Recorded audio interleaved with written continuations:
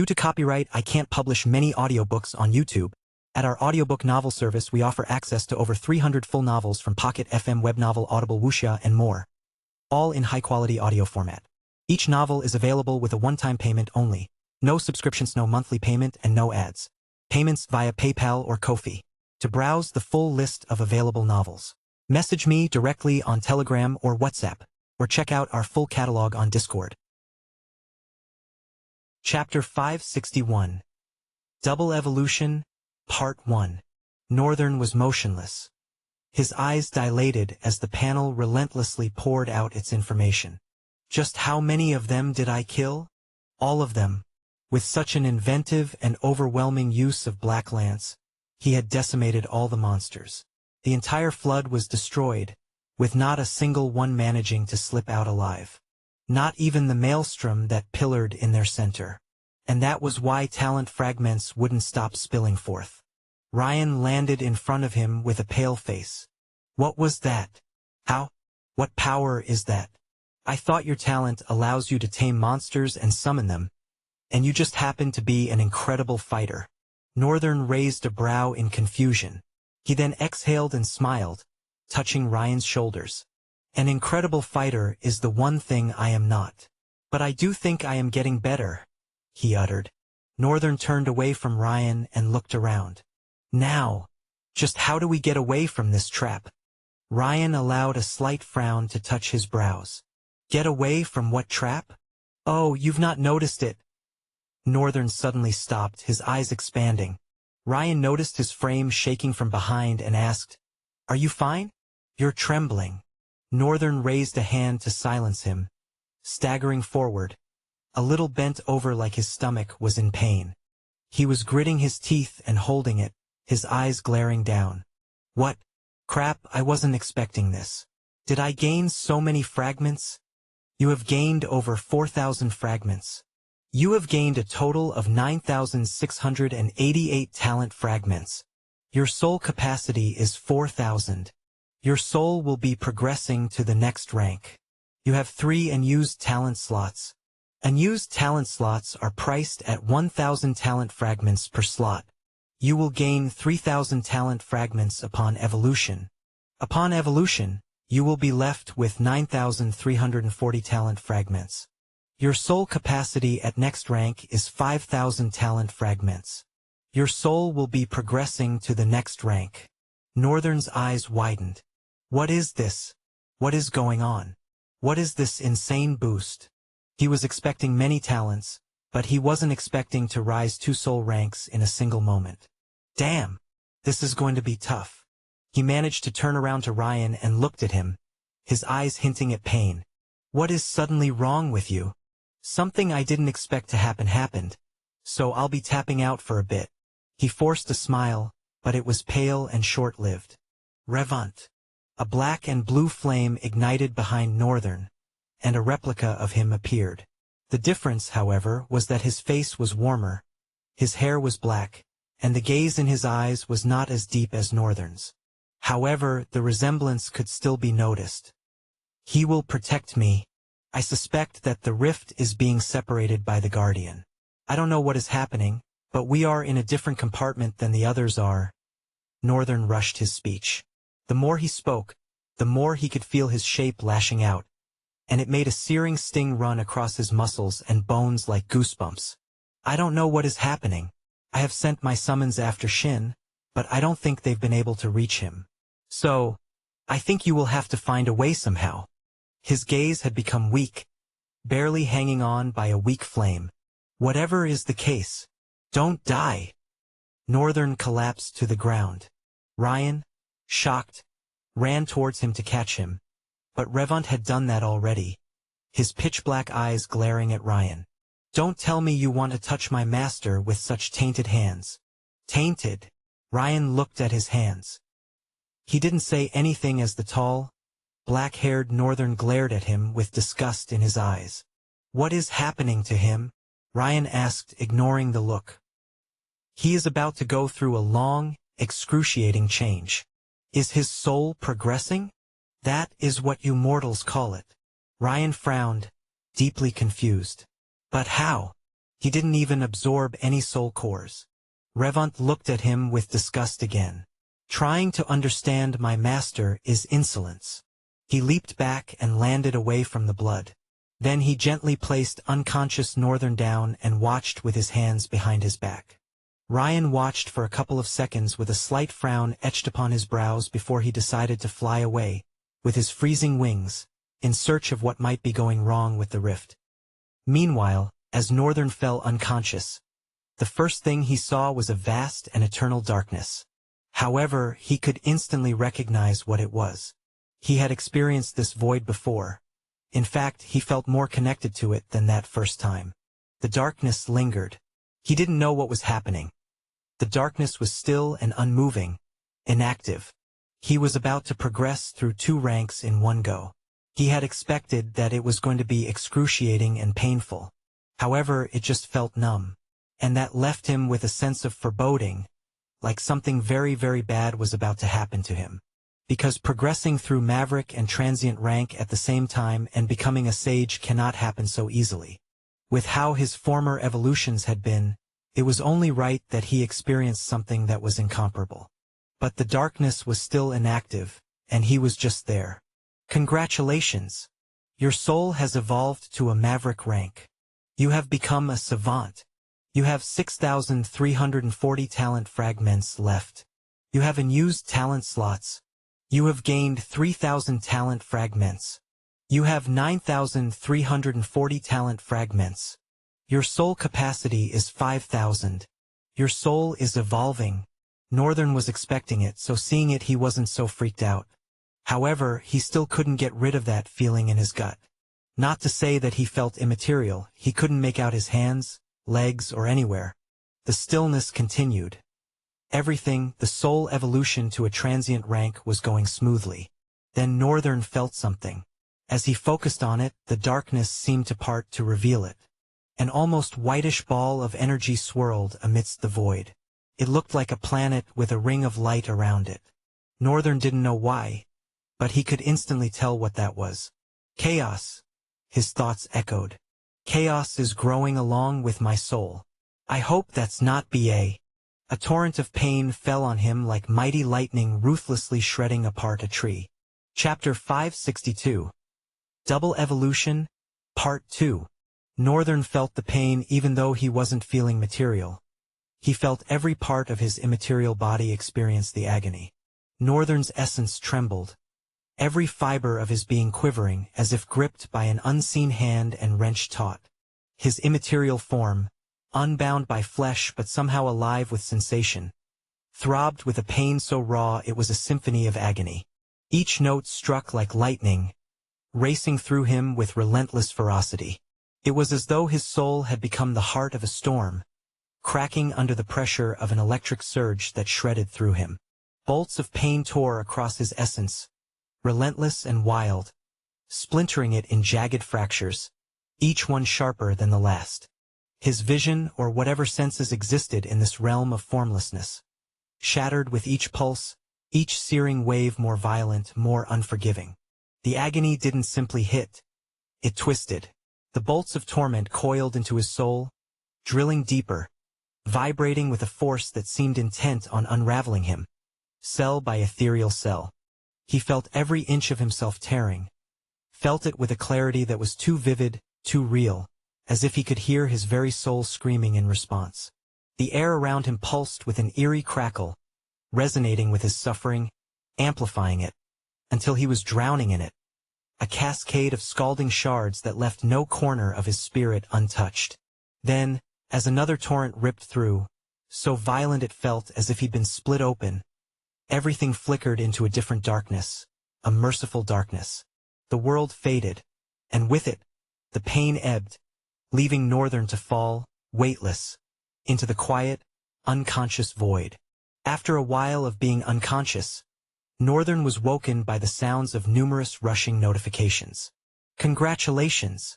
Your soul has evolved to a transient rank. You have become a sage. All own talents have gained 2 new talent abilities each. Your connection with the void is growing. The seed of origin is germinating. The seed of void has reached the sprouting stage of development. You have gained 2 new void abilities. Void tendrils. Your connection to the void manifests physically as tendrils of dark energy that emerge from your body. You can summon these tendrils to attack, defend, or siphon life energy from their target. These tendrils have an almost liquid quality, capable of slipping through armors or barriers to reach their targets. Fading. You have gained the ability to partially phase out of existence, becoming a flickering, incorporeal shadow. In this form, physical attacks pass through you harmlessly, though you are still vulnerable to certain types of energy-based attacks. Chaos is becoming prominent. Chaos is rampanting. The void has reacted. Chaos and void are negotiating. Chaos has settled for your body. Chaos has become prominent in your body. A defected seed has been planted in your body. Void resides in your soul. Chaos resides in your bloodstreams. You have gained chaos essence. You have gained 2 forms of spiritual force. You have gained chaos new abilities. Chaotic resonance. You can resonate with the chaotic energies around you, amplifying your physical prowess. This resonance could allow you to temporarily boost your strength or speed, making you a formidable opponent in battle. Chaos infusion. You can infuse items or allies with chaotic essence, granting them temporary enhancements or abilities. For example, a weapon could gain chaotic properties, making it unpredictable and able to bypass certain defenses. Chaos Thread has been promoted to chaotic regeneration. Chaotic regeneration. Your body becomes capable of regenerating at rapid rates when surrounded by chaos. The process might be imperfect or unpredictable, potentially leaving small chaotic marks or distortions on your body, yet accelerating your healing. You have 4,340 talent fragments left. You have progressed without copying any talents. You shall receive a penalty. Northern felt himself strain a little bit. He was struggling to put his consciousness all together, but the information so far was registering in his mind. Chaos and void negotiated. Those darn tenants. What gives them the right to be negotiating without my own consent? The more he tried to rise in agitation, he felt himself fall weak. Things had progressed tremendously, and he wasn't even expecting it. However, he was still a bit concerned about that penalty that was mentioned. It was all that was said, and the system stopped ringing. I guess I'm allowed to progress to another rank copying at least 1 talent. The other slots are converted into talent fragments, but when I don't copy any talent, I get a penalty. Something smells fishy.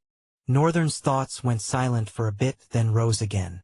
I wonder if that darn trickster is gaining something every time I copy a talent.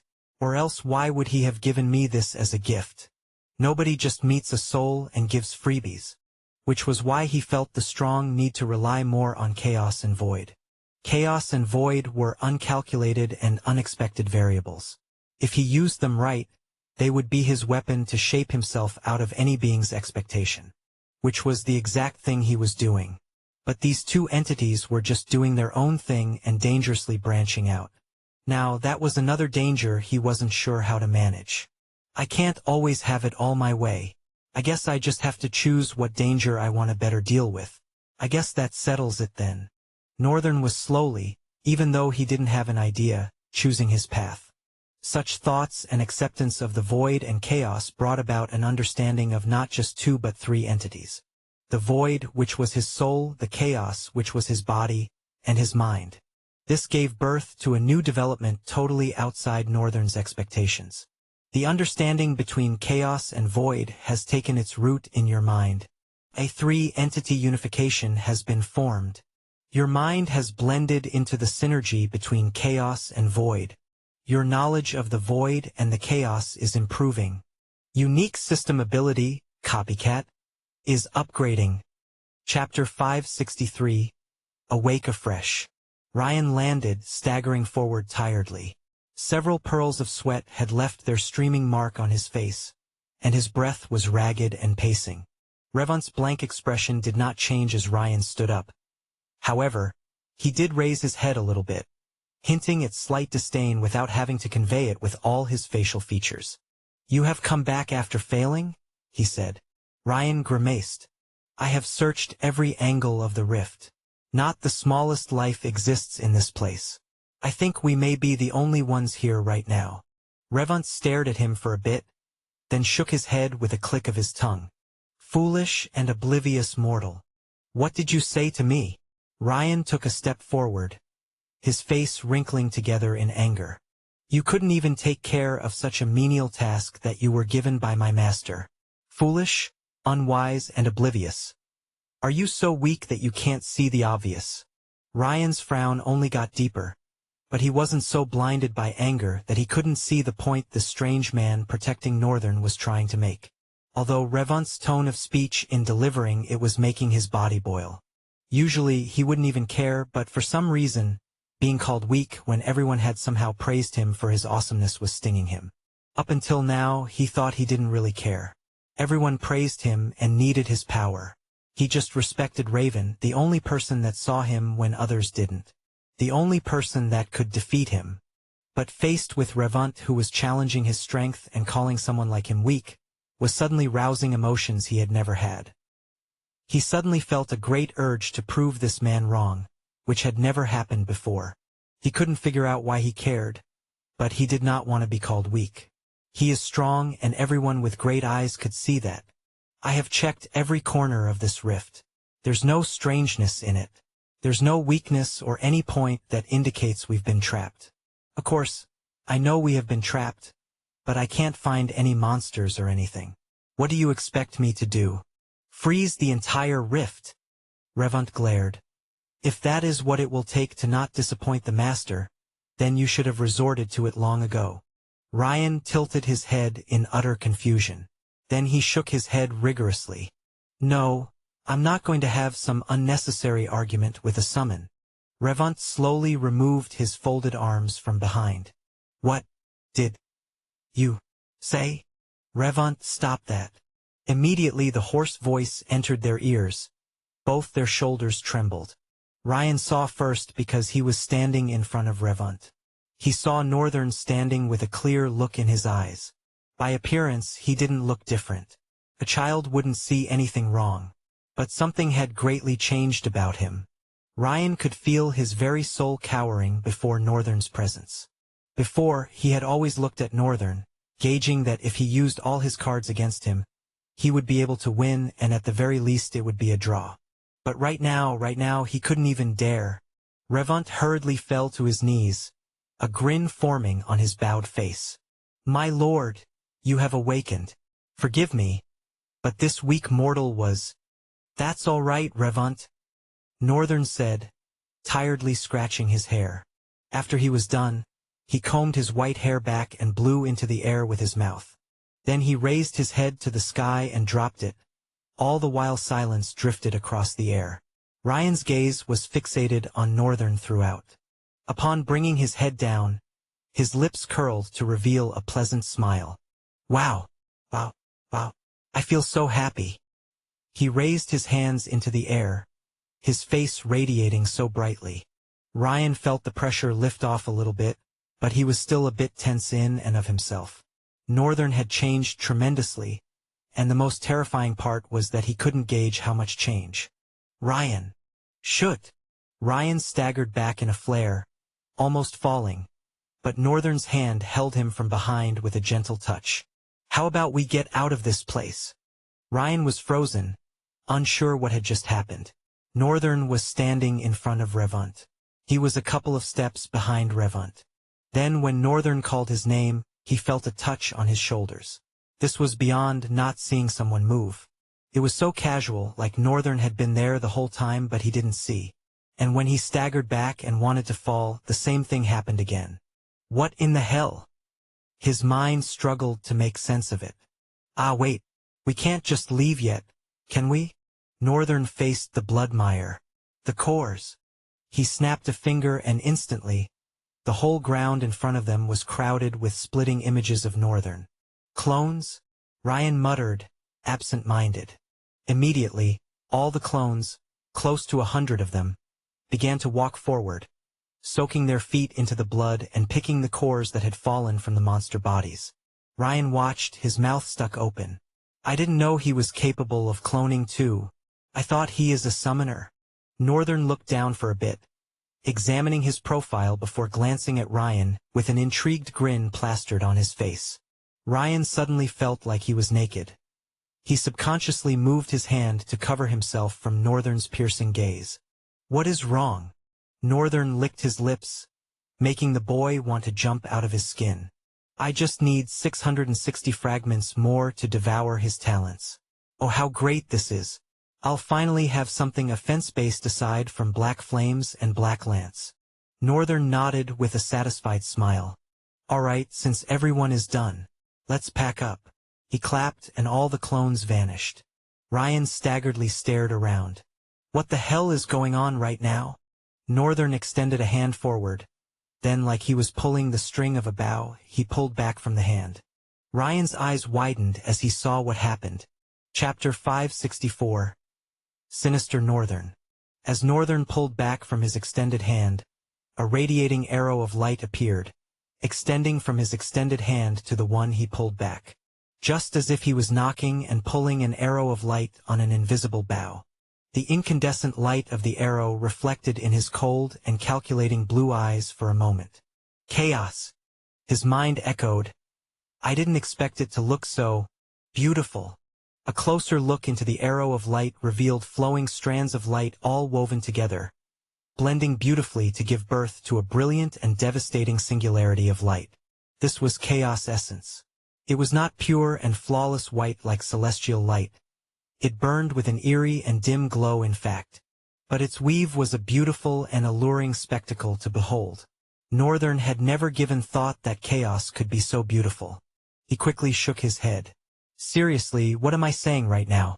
Chaos is beautiful? He focused back towards the sky and narrowed his eyes to a pinning focus.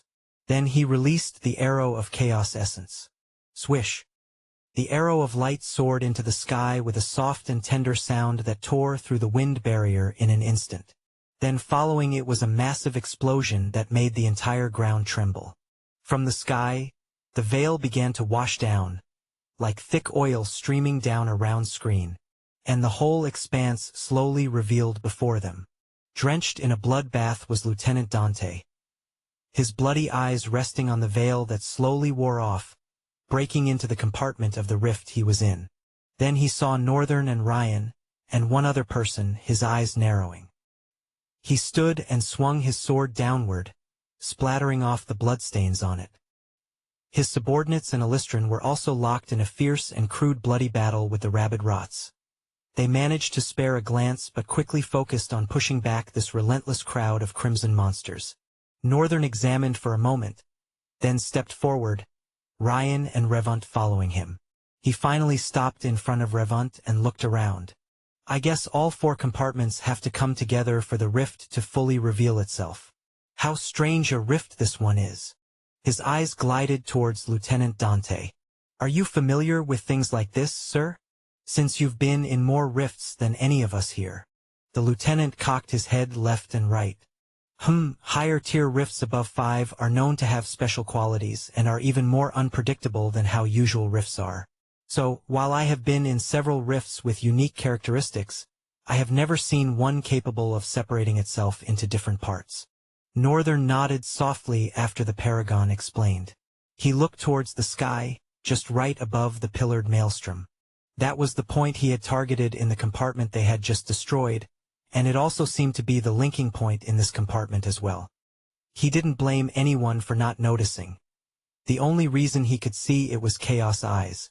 Also, his spatial awareness had gotten so much better that he could tell there were 4 compartments in this rift right now. And all 4 compartments are not even half of the rift itself. It is as though the Rift Guardian had taken a small chunk of the rift to entrap intruders.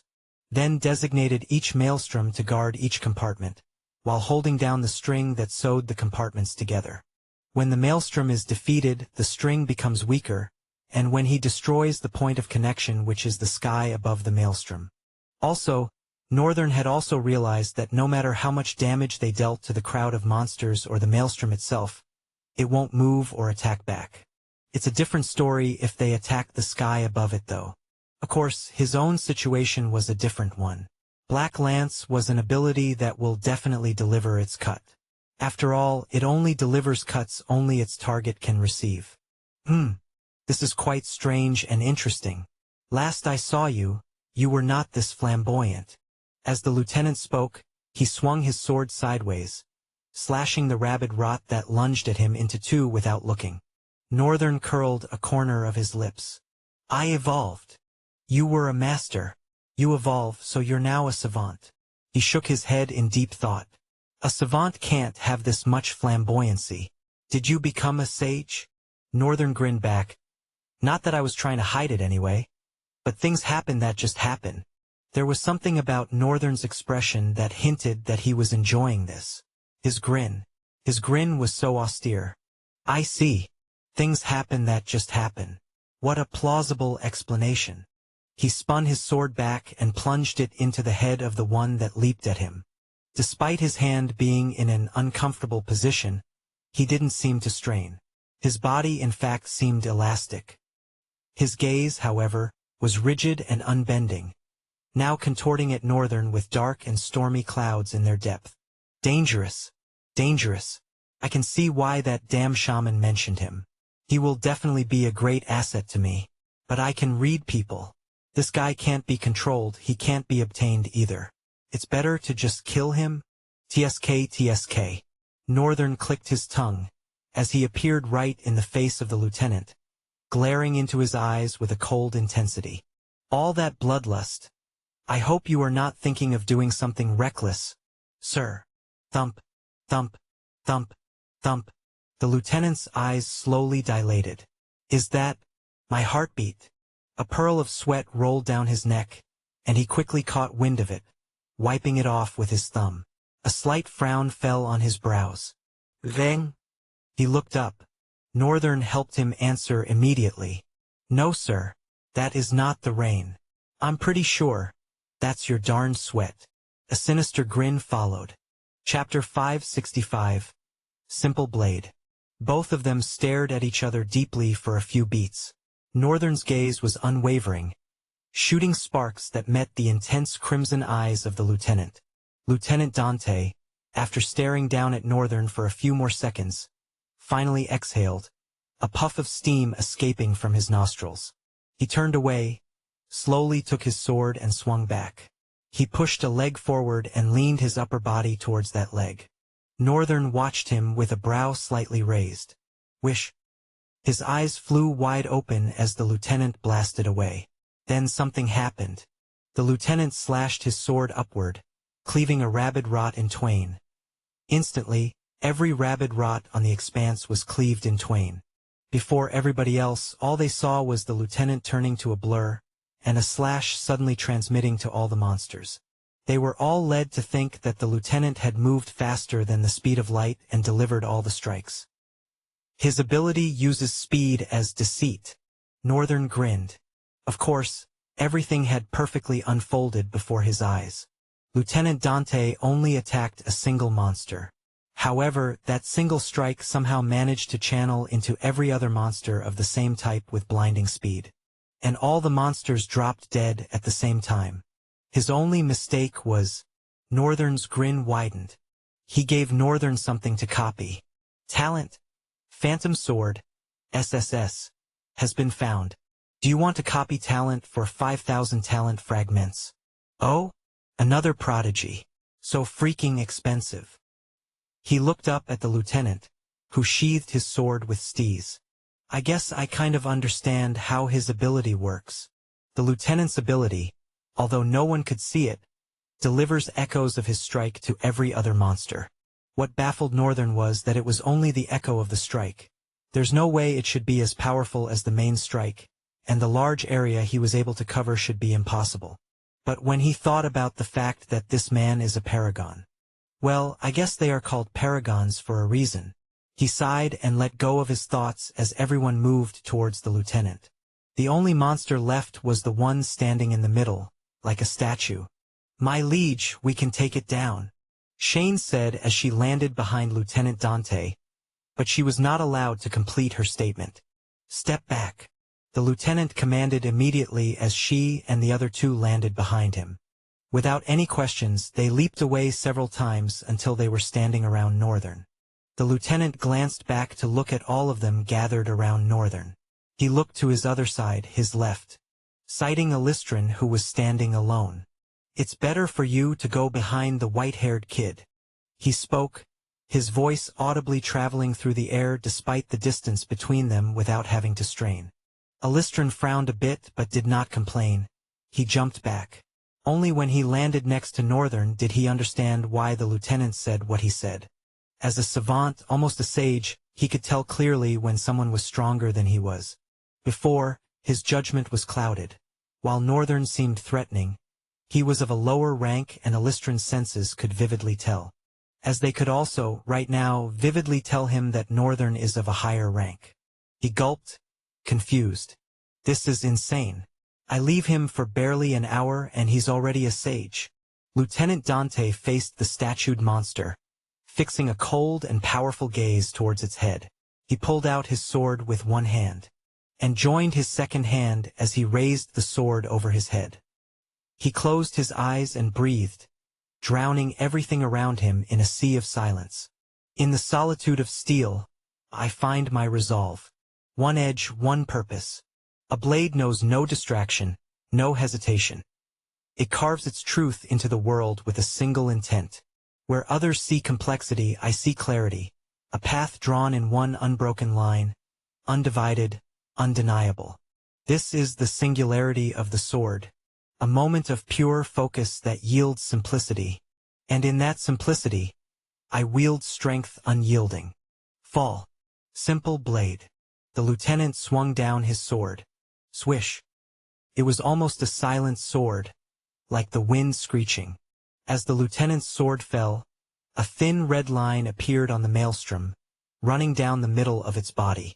A second later, it divided, falling apart with a vicious and overwhelming spray of crimson ichor.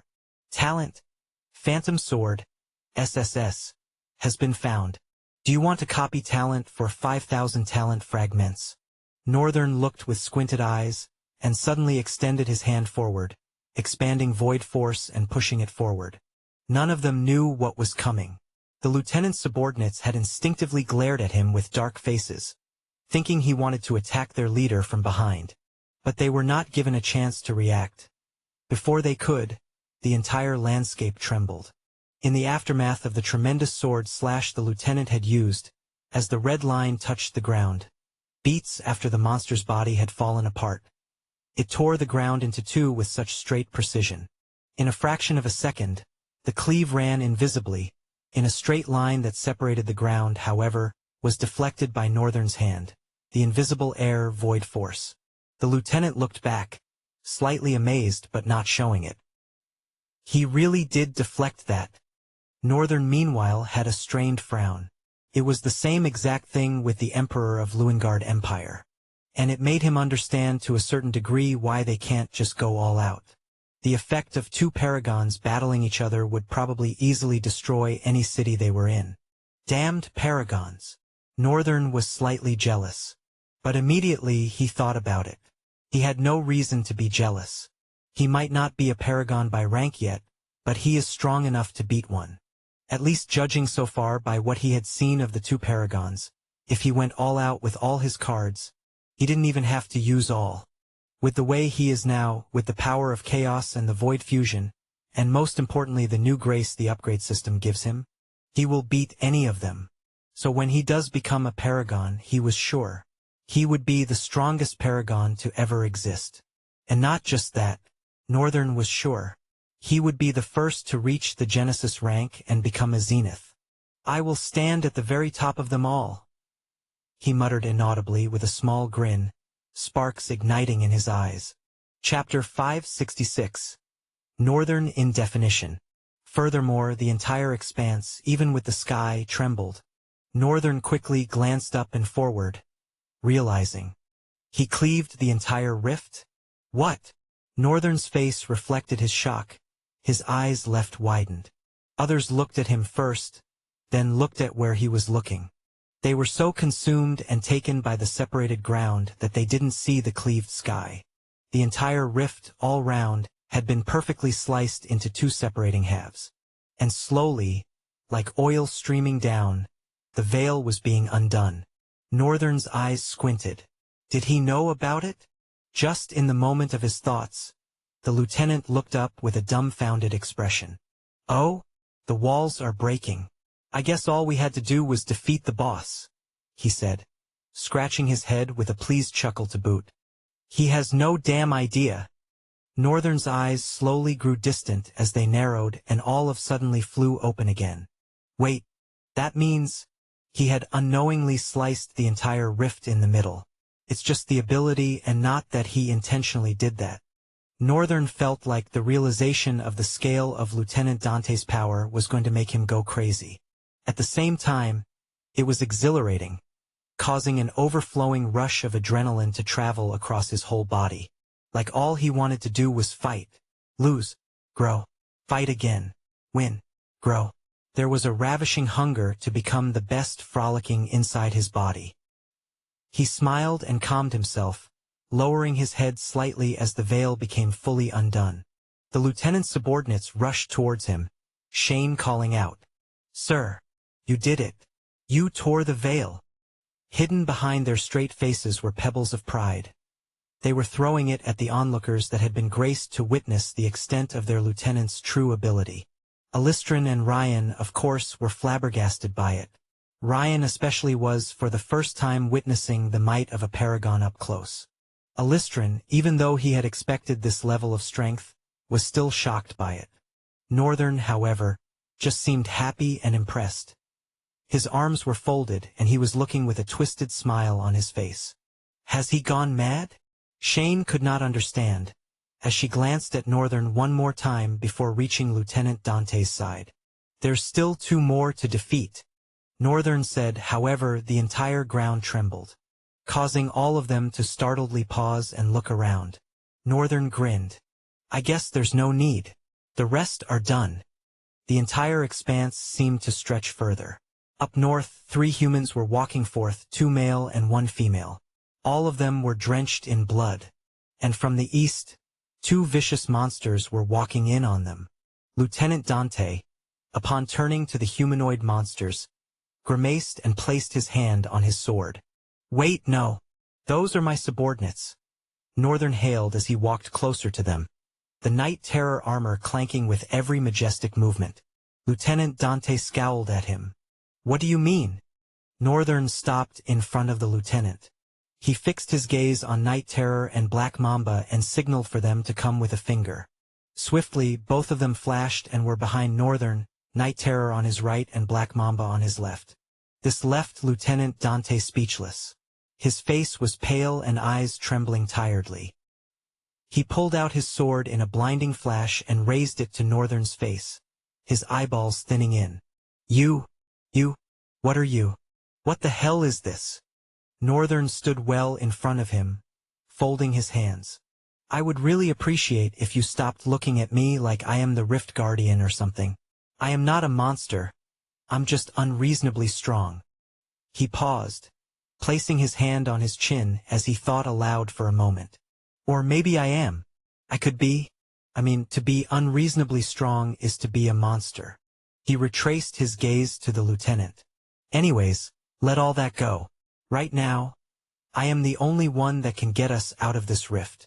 Lieutenant Dante straightened his back, sliding his sword back into its sheath. He closed his eyes and steadied his breath before he opened and fixed them on Northern. All traces of former fondness had been completely eradicated. Now, his crimson eyes were brimming with a cold and dangerous light. How can you be so sure about that? Northern examined his gaze for a moment. Then he answered, I'm sorry. If I am correct, the ranks of monsters in a Tier 7 rift are Hellions, Maelstrom, Destroyers, Behemoths, and a Belial, which is the Rift Guardian. So far so good. We've only encountered mobs which are only Hellions, and then these Maelstrom. Only Hellions? It'd take a Master Sweats to take out a single Hellion. My subordinates so far are doing exceptionally well because of their exposure to battle and because they have each other. Such amount of Hellions is enough to drown a 13-man team of Masters, and yet he says only. Not just the lieutenant's thoughts rang. Every other person was looking at Northern with a wicked glare. Hellions were a rank of monsters that not even masters hope they encounter. They were incredibly strong. The least rank of drifter that was allowed in a rift such as this one was the sage rank.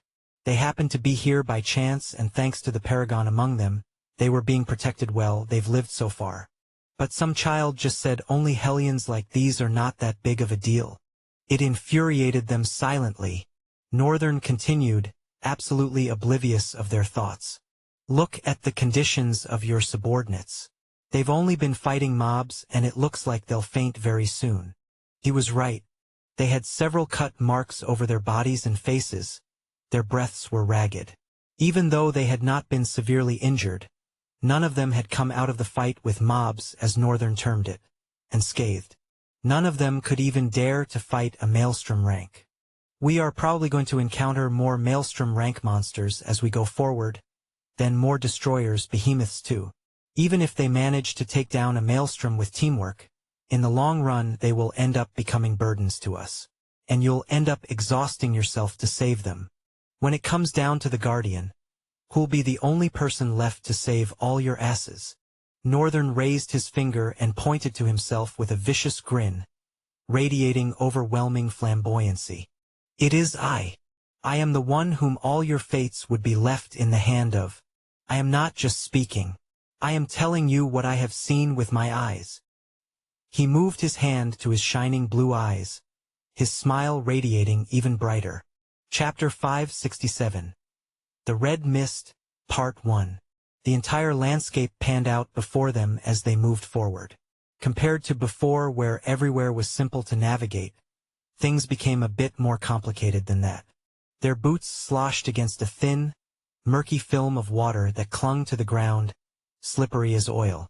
Step by step, the water rose, creeping up their ankles, then their shins, clinging with a cold grip that seeped through leather and cloth.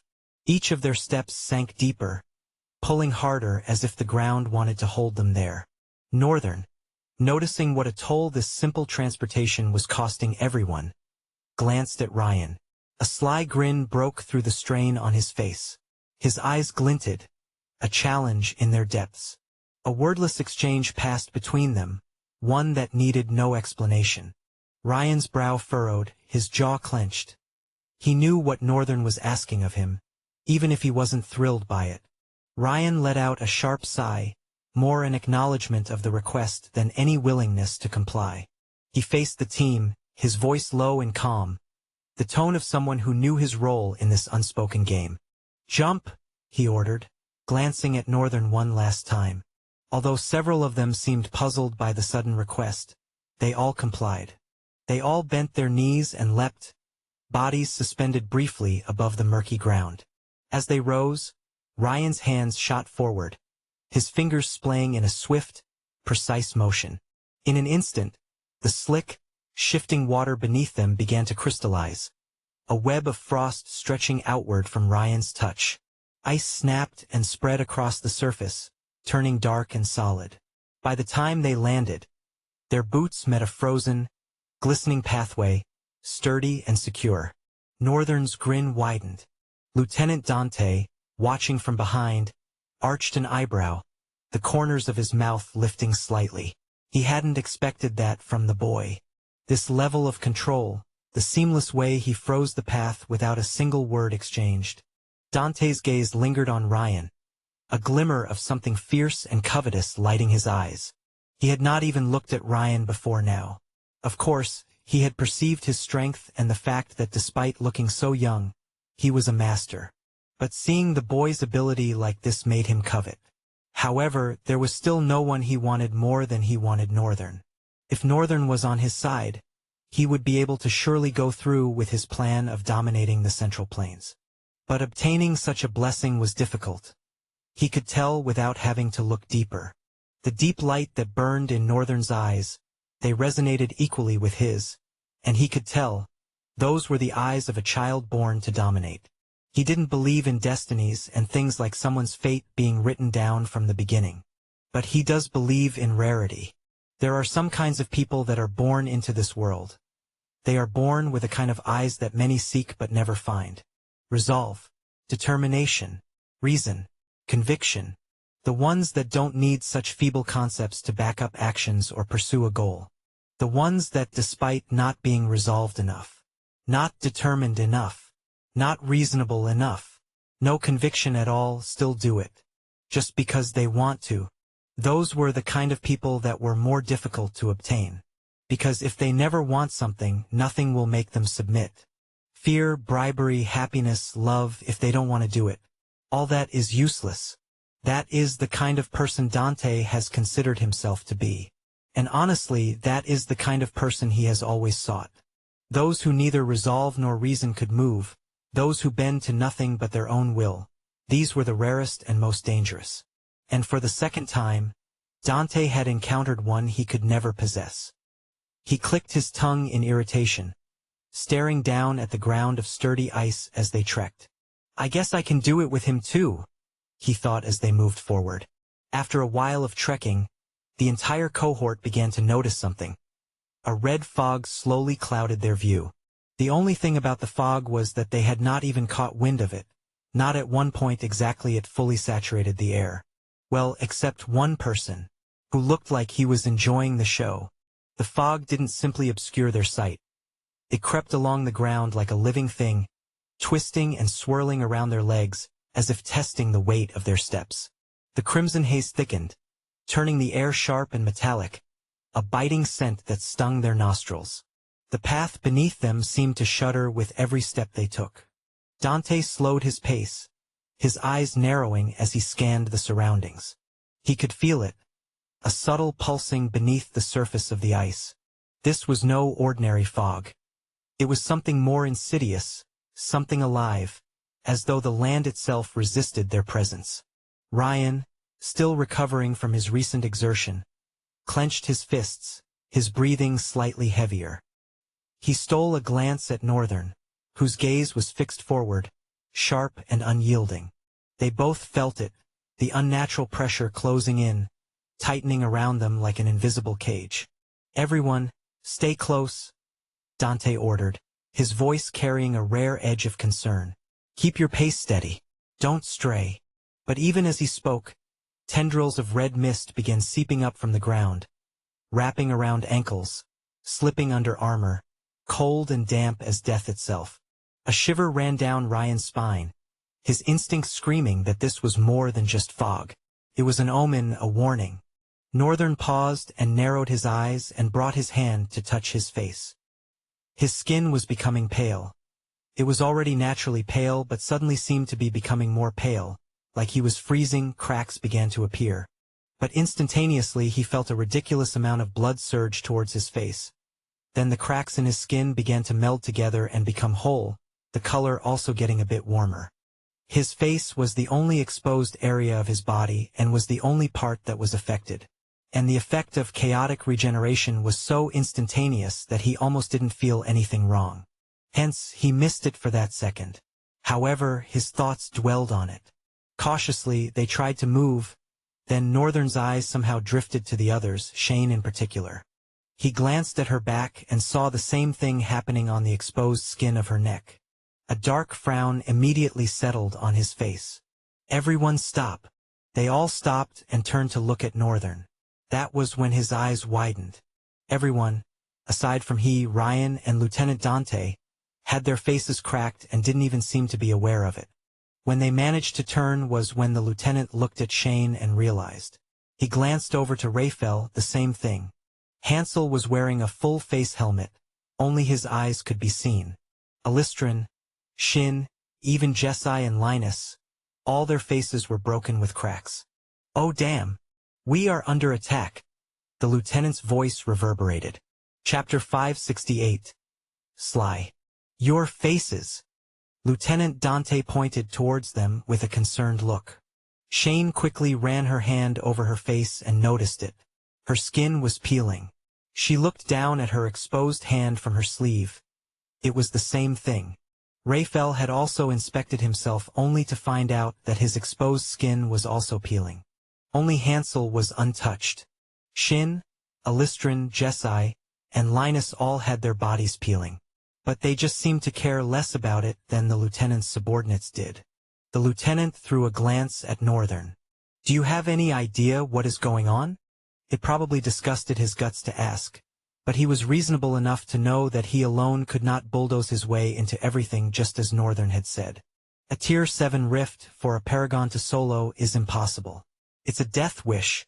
Northern was silent for a couple of seconds after being asked. Then he looked around the fog, pointing to it. "Right here. I'm pretty sure by now everyone knows it's this damned mist. How are you and your friend here unharmed?" Northern pointed to himself. "Oh, me? I have a regenerative ability, so this doesn't mean much."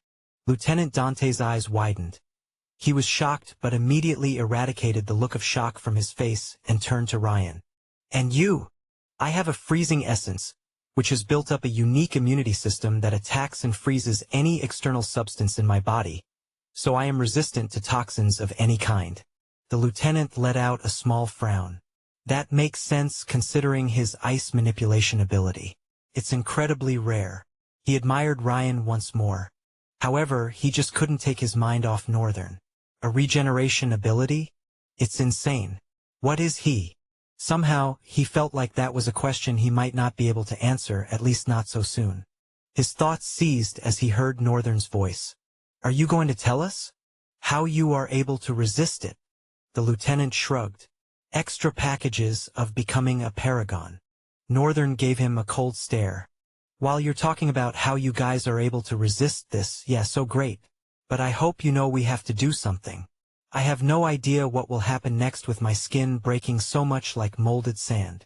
Anybody that has full body armor should better equip it, at least that can prevent further damage.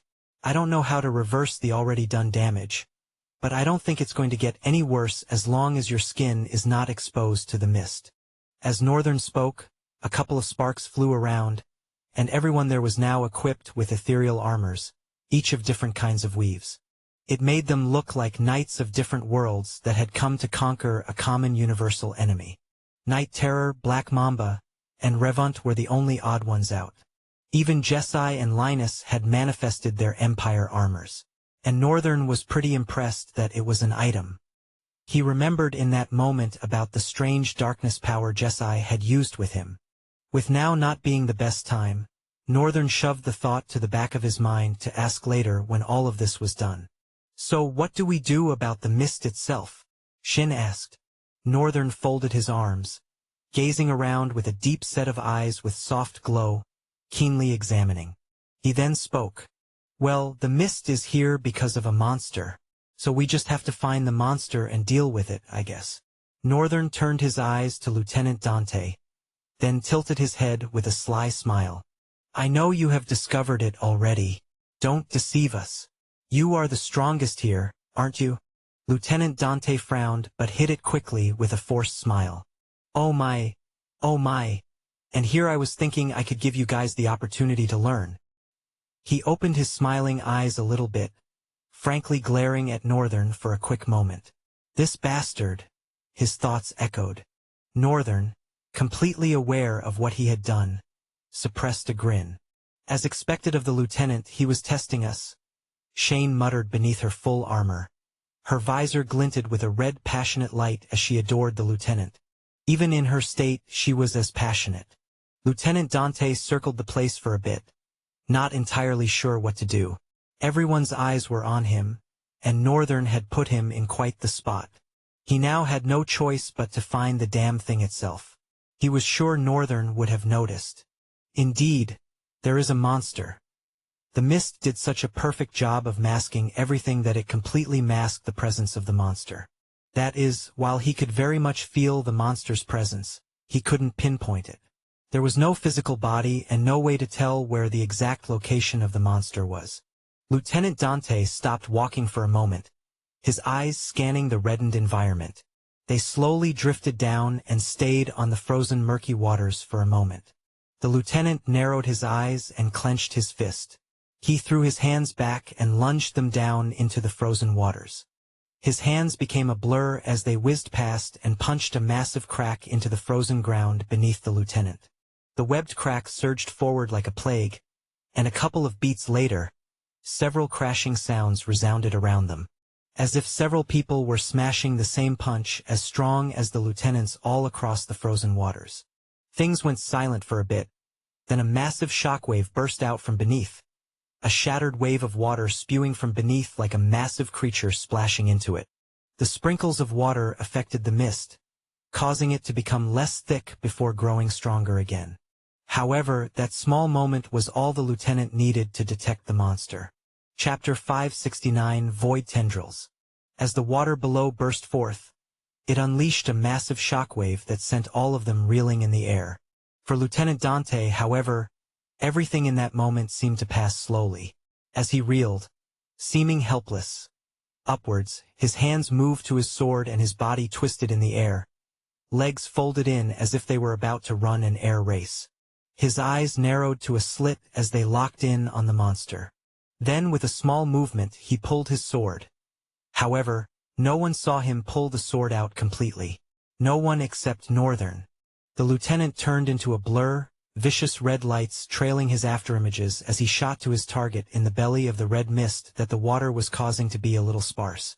Barely a second later after that wicked light shot off, a terrible shockwave hit the entire landscape, sending all of them reeling backward along with a powerful upheaval of the ground that exploded outwardly in all directions. The force was so intense it shattered stone, ripped the ugly trees that were scattered around from their roots, and left the entire battlefield trembling under its weight. The sky itself seemed to quiver in response, bending with the strain of the lieutenant's onslaught. Northern barely managed to stabilize himself mid-air, his senses heightened, his chaos eyes attuned to every fleeting detail. Through the blurring chaos, he caught sight of Dante's figure reappearing, his sword dripping with a faint red aura, as though it had sliced through something beyond flesh and bone. But there was no time to focus. The monster let out a sound like splitting metal, a horrid, grating roar that sent shudders down Northern's spine.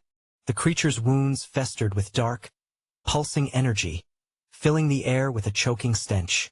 It seemed to convulse, limbs thrashing, its blood mixing with the murky water below and turning it an even darker red, a grim reflection of the sky above.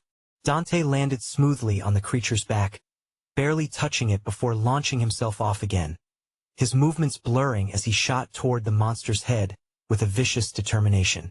Northern watched the technique with awe and suspicion. Dante's movements were unnatural, as if he wasn't just fast, but as if the air itself bent to his will, carving a path through the chaos. The monster reared back, its eyes glistening with raw fury as it turned toward Dante.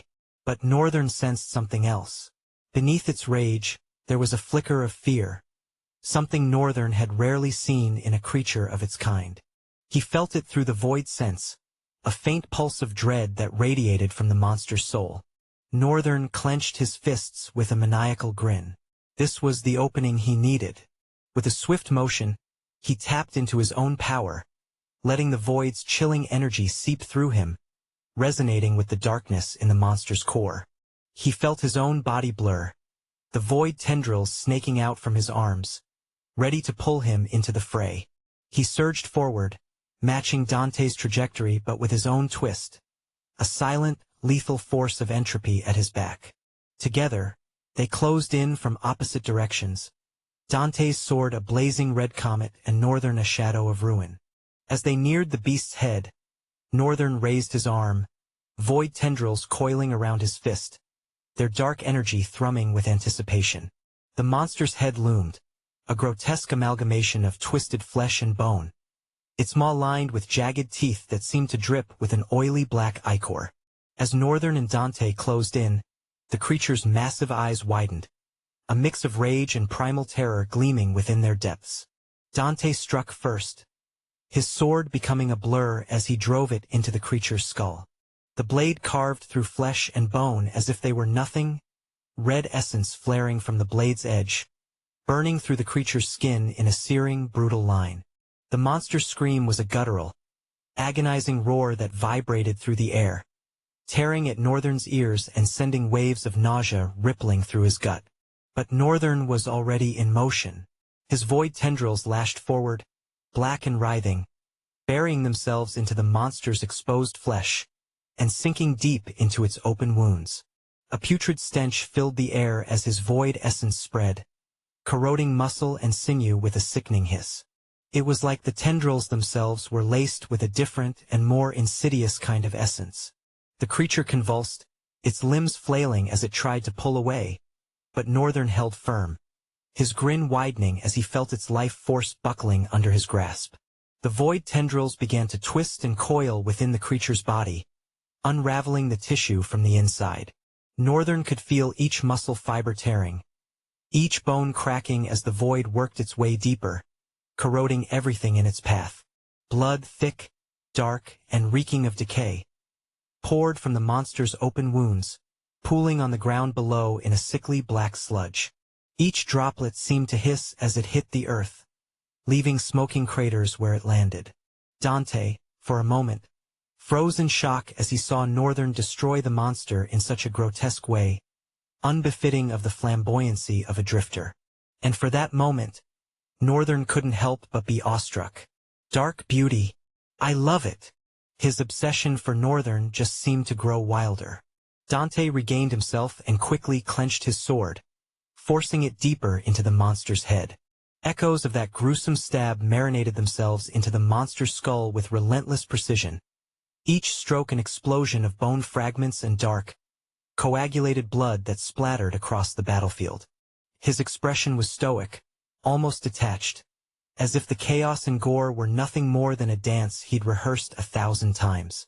The monster's eyes rolled back, its last shreds of strength dwindling, yet Northern felt its soul fighting to hold on. He drove his fist forward, void tendrils reaching deep into the creature's cores, where he sensed the deepest well of its energy. The tendrils burrowed into its soul, sinking in like hooks and ripping at the very essence of its being while curling itself around the cores. With one final, brutal yank, Northern tore the monster's soul free, forcefully ripping out all 6 cores and throwing them into the air. The monster became a writhing mass of dark energy, pulsing with a deep crimson light, desperately clinging to life. Northern watched with a manic gleam in his eyes as the soul began to disintegrate, eaten by the void. He could feel essence flowing into him, filling him with a dark, corrupting strength that surged through his veins like liquid fire. As the last remnants of the soul faded into nothingness, the creature's body convulsed once more, then went still, its flesh melting away under the corrosive force of the void.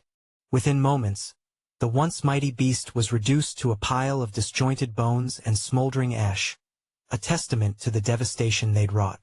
Northern staggered back, his breath ragged, his heart pounding as the intoxicating rush of the void's energy settled within him. He glanced over at Dante, who stood in the aftermath of their battle, his sword lowered, his gaze unreadable. There was a brief silence, the air thick with the smell of blood and ash, before Northern's voice reached out. What we had just killed was a disastrous destroyer. On his own part, he wouldn't call the battle difficult or strenuous. But every moment of it had been executed with acute timing. A slight mess might have caused them more time and needless difficulties. Because of the kind of technicality that he had woven into the battle, perfectly blending with Dante, a flawless victory was achieved. This just proves how very dangerous this rift is. The battlefield lay in ruins around them, stained with the remnants of their enemy and littered with debris from the shockwave. But as the dust began to settle, Northern could feel something else in the air. A lingering presence, a dark foreboding that prickled at his senses, as if the monster's death had only served to awaken something far worse waiting beyond the veil. Chapter 570 Void Mist. After the monster was defeated, the cracks on their exposed skin slowly reverted, and they became whole again. Everyone proceeded in absolute silence as the atmosphere grew taut with pressure. Etched upon their faces were strained expressions, each one carrying a different weight as they trekked forward, especially Dante's subordinate. In the quick fight with the destroyer, none of them had been able to move their bodies. They were totally helpless before it. Only Northern had been quick-witted enough not just to join the fray but to choose the correct timing to do so. He was more than enough help for Dante that they all felt if they joined, they'd only be interfering. It was so quick, so perfect, so clean, and so powerful. Finally, they were beginning to see and accept the scale of Northern's strength. And that acceptance was the source of the sour look on their faces. Northern, however, did not care about all of that. His eyes were focused differently, driven deeply into the corners of his mind, yet carefully scanning his surroundings. If there was any one thing that he hated about this rift, it was their perfect ability to mask their presence. Even though he could faintly feel it, it was very hard to pinpoint where it was. It was like smelling something in a strong wind. Because of the wind's violence, the scent was scattered all across, but it was there. However, he kept his senses alert and sharp as they walked.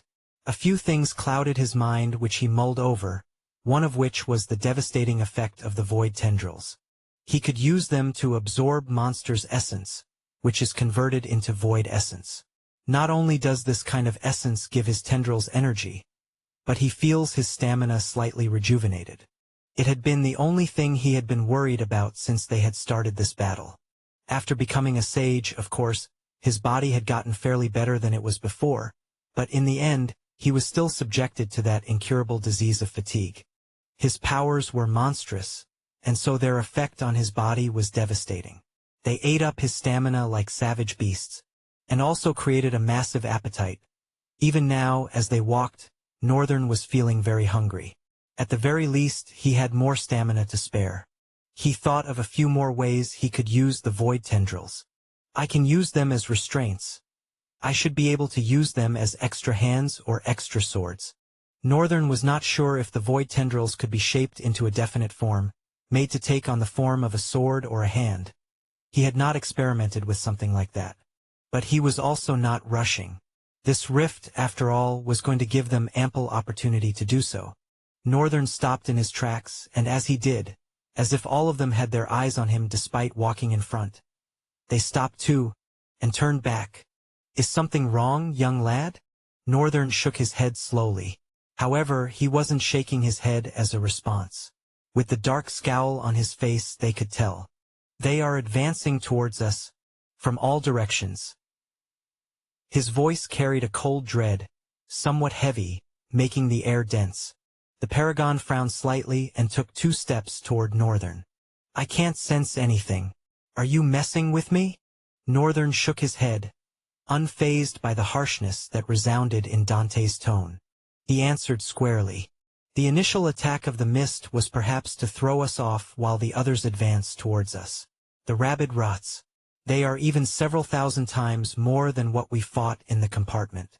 Their eyes widened as they all heard. By now, Northern had proven his abilities well enough that they felt the weight of each of his words. The thing that confused them, however, and made them doubt what the white-haired kid was saying was the ghostly and twisted grin on his face. "What is that? Why does he look like he's enjoying himself?" Raphael could not understand. Northern turned to the west. It didn't matter where anyone wanted to turn to. The blood mist from the horizon slowly crept closer, enclosing them in a circle. The moment became a calm before a storm. Northern knew that if he allowed the mist to be, they'd suffer serious damage. Because the crimson aerosol had the ability to perfectly hide the monster's presence. It was perhaps the reason why Lieutenant Dante was not feeling anything. But nothing was hidden from Northern's chaos eyes. Even if his spatial awareness, which had been enhanced since Eyes of Intent became his eyes, does not work, his futuristic sense could easily pick up fragments of such chaos. So this to Northern was as easy as breathing. Northern closed his eyes for a moment and warned. "Everyone, step back for a moment. This can kill the weak-willed. I wonder how potent void aura has become since I am a sage now." Northern thought a bit and opened the gates of hell. Immediately, they realized they should have gone back immediately when he spoke. The familiar dread that they had felt in the underground in a tug-of-war against their lieutenant's aura poured devastatingly into the air. Breathing became harder than being a salaryman. Everything became unnecessarily heavy.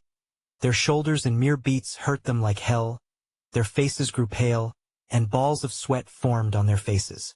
A bluish-black mist slowly covered the area, spreading out from amidst them and mixing with the blood-red mist. The mist pulsed out, thick and insidious, devouring the crimson haze with a ravenous edge, and every ripple of it seemed to sap the vitality from the air itself. The other members, Shin, Alistrin, Jessi, Linus, and even Ryan, stumbled backward, forced to retreat from the sheer weight pressing down on their chests, gnawing at their resolve. Each breath tasted of iron, thick with menace. Night Terror, Black Mamba, and Revant bowed beneath him. Northern's aura expanded, coiling and constricting like the grip of a shadowed serpent, its suffocating intensity forcing even Dante's hardened subordinates to stagger back. Dante's jaw clenched, his gaze flicking between Northern and the encroaching mist. He had seen fear before, lived it, wielded it, but this was something different. A darkness that was neither rage nor hatred, but a void that whispered of endless, starless nights. As the red mist was slowly torn apart by the weight of the void mist, reality seemed to slowly warp with it. All their eyes widened as they looked around. It was just as Northern had said. They'd been surrounded by rabid rots from all sides. And it wasn't just rabid rots, but the statued Maelstrom and several destroyers like the one Northern and Dante had just killed. They were like a thick flood spreading all the way to the horizon. Despair captured their hearts. Chapter 571. I'm enough. The numbers alone made their hearts squeeze with pain. This was bound to be utter failure. Alistrin's clenched fist trembled as he took sight of them all, turning his eyes around. I'm going to die. He lowered his brows, and a dark, broken expression appeared on his face. Shin was beside him but did not have time to see how the old joker was doing. He was equally as conflicted as Alistrin was, after all. Every single one of them, except Northern Summons, wore an expression of failure on their faces. Ryan had light concern on his, but the depth of his gaze insinuated that the gravity of the situation had set in. He, however, in contrast to the rest, had a faint glimmer of hope burning in his cold eyes. He turned to Northern. What are we going to do? That's quite an obvious question you ask, boy. Northern jammed his fists together, taking a few steps closer to the monsters with a mad grin. We fight. No one rests until every single one of these rotten creatures is lying dead. Are you insane? Panting, Shane interrupted before he could launch forward.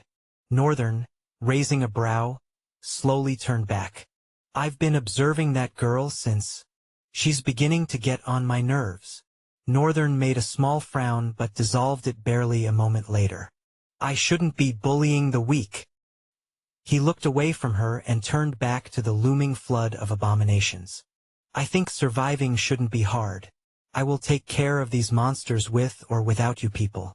I guess what I'm saying is I don't think anyone should be reckless because I alone am enough to handle this. Northern let out a small smile, looking at Lieutenant Dante. Besides, we have a paragon here with us. Things can't possibly go so wrong. His latter statement didn't register well. They didn't need to be told. They could read the hidden meaning behind those words. Things can't possibly go wrong? Surrounded by a flood of monsters from all sides and things can't possibly go wrong? So what if things were to go wrong?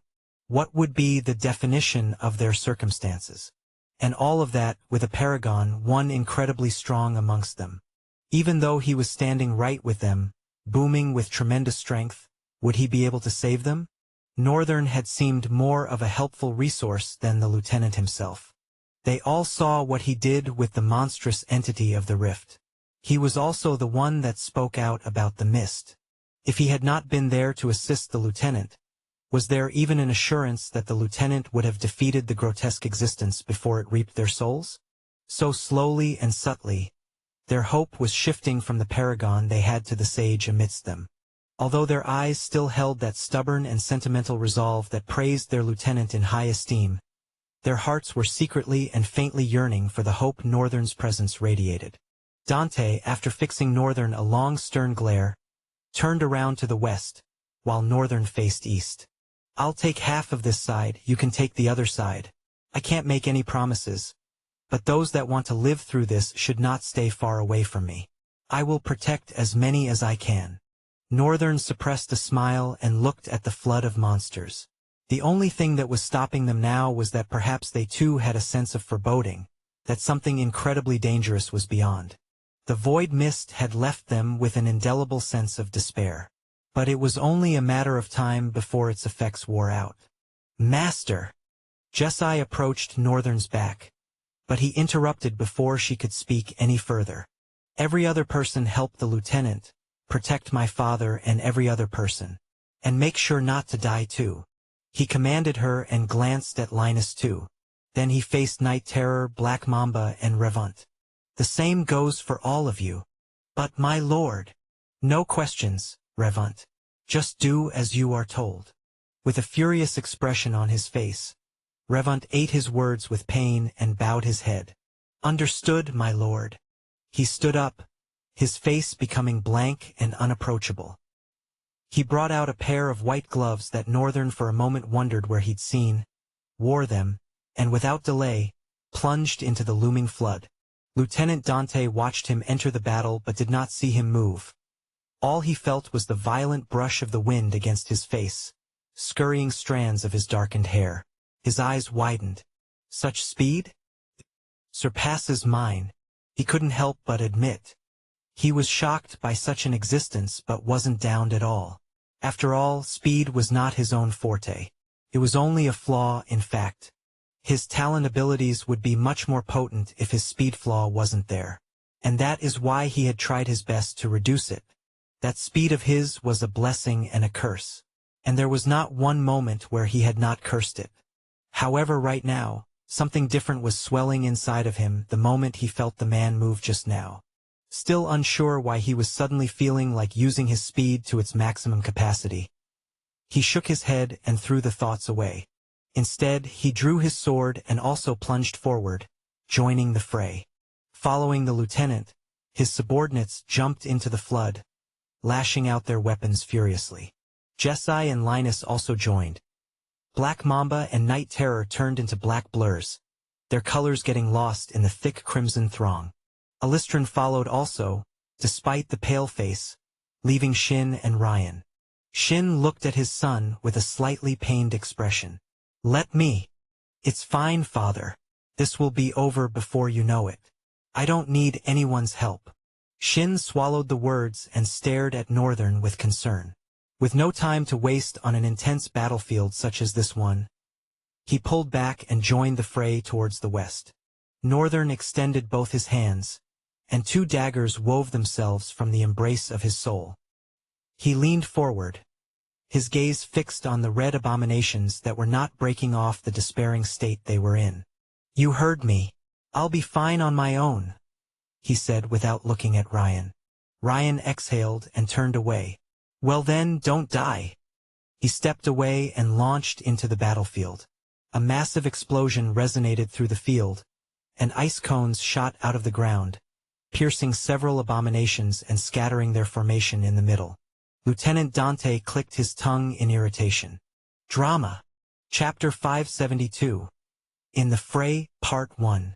The battlefield seethed with chaos, wafting with the pungent and distasteful smell of rotten flesh and blood. The monsters, their grotesque figures distorted by a soft crimson haze, advanced in twisted waves, limbs dragging against the ground, eyes hollow and hungry. Northern's gaze sharpened, cold and focused, the faintest grin playing at his lips as he lowered himself into a stance. In one hand, a black and red dagger gleamed with an eerie passion to draw blood. In the other, a pitch-black, lusterless, sleek stiletto with a curved blade screamed with a faint and almost unheard cry, seeming to absorb the light around it. Around Northern, the others fought desperately, their expressions a blend of determination and terror. Alistran's eyes were wide, panic-laced with a dark resolve as he hacked at a beast lunging for him, his blade carving through putrid flesh with a sickening wetness. He gasped, stumbling back as more monsters pressed in, his breaths ragged, every swing of his weapon tinged with the desperation of a man clinging to the edge of survival. Jessie moved with graceful ferocity, her attacks precise, her expression a mask of focus despite the chaos around her. She spun, her spear flashing as it cut through the mist, slicing into the abominations that dared approach her side. But every victory was fleeting. More creatures replaced those that fell, their stench filling the air, suffocating, relentless. In the thick of it, Dante slashed forward, his sword cutting arcs of crimson light as he carved a path through the flood. His face was tense, a bead of sweat tracing down his temple, but his movements were sharp, calculated. His gaze flicked to Northern every now and then, a mixture of frustration and reluctant respect hardening his features. Northern moved, his daggers a blur of black and pale red, each strike leaving a shimmer of darkness in its wake. His attacks were not wild, not rushed. They were calculated, each movement an efficient, lethal sweep. His void tendrils writhed around him, snapping at any creature that drew too close, twisting and tightening like serpents hungry for flesh. As the tendrils pierced through the monsters, he felt their essence drain. A dark, invigorating energy flooding his veins, rejuvenating him even as his body pushed itself to the edge. Revant darted through the fray, his gloved hands glowing with a faint, ghostly light. His fists hammered into the monsters, movements brutal yet precise, his face a mask of stoic fury. With each impact, a shockwave rippled through the air, shattering bones and tearing through flesh. Revant, despite his fury, fought with discipline, his rage controlled, channeled into each blow. Alistran stumbled beside Shin, his grip faltering as another creature lunged at him, its mouth wide and fangs dripping with thick, black ooze. He gritted his teeth, summoning the last of his resolve as he swung his blade, severing the beast's head in one desperate, shuddering arc. Beside him, Shin's face was taut with concentration, his expression unreadable, his gaze flickering with a dark light. He pressed forward relentlessly, his sword held with both hands, carving through the monstrosities with no resistance at all. It was like a blade cutting through water. Shin's movements were minimal. From the way he moved, anyone could gauge the level of his experience. Even though he had been stuck as a master for years, he exhibited technicality and dexterity that was almost equal to that of the paragons on this battlefield. With swift, short leg movements, his sword would curve through the air like a vicious serpent, tearing into rotten flesh. Blood splattered on his face and dark purple armor as he brutally carved his way through the abominations. Fighting by his side, Alistran brimmed with motivation as he witnessed the mastery of the sword that Shin was displaying. The funny thing was, Shin wasn't even using any sword techniques.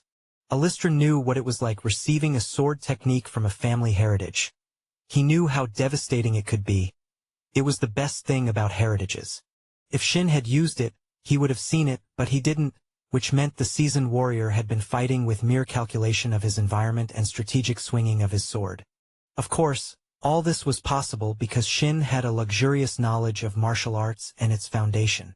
Alistran's eyes widened as he spotted movement from behind. He suddenly burst forward, spinning in the air and landed with a spine-shattering kick on the back of a monster. The monster's maw had been inches away from grazing Shin from behind.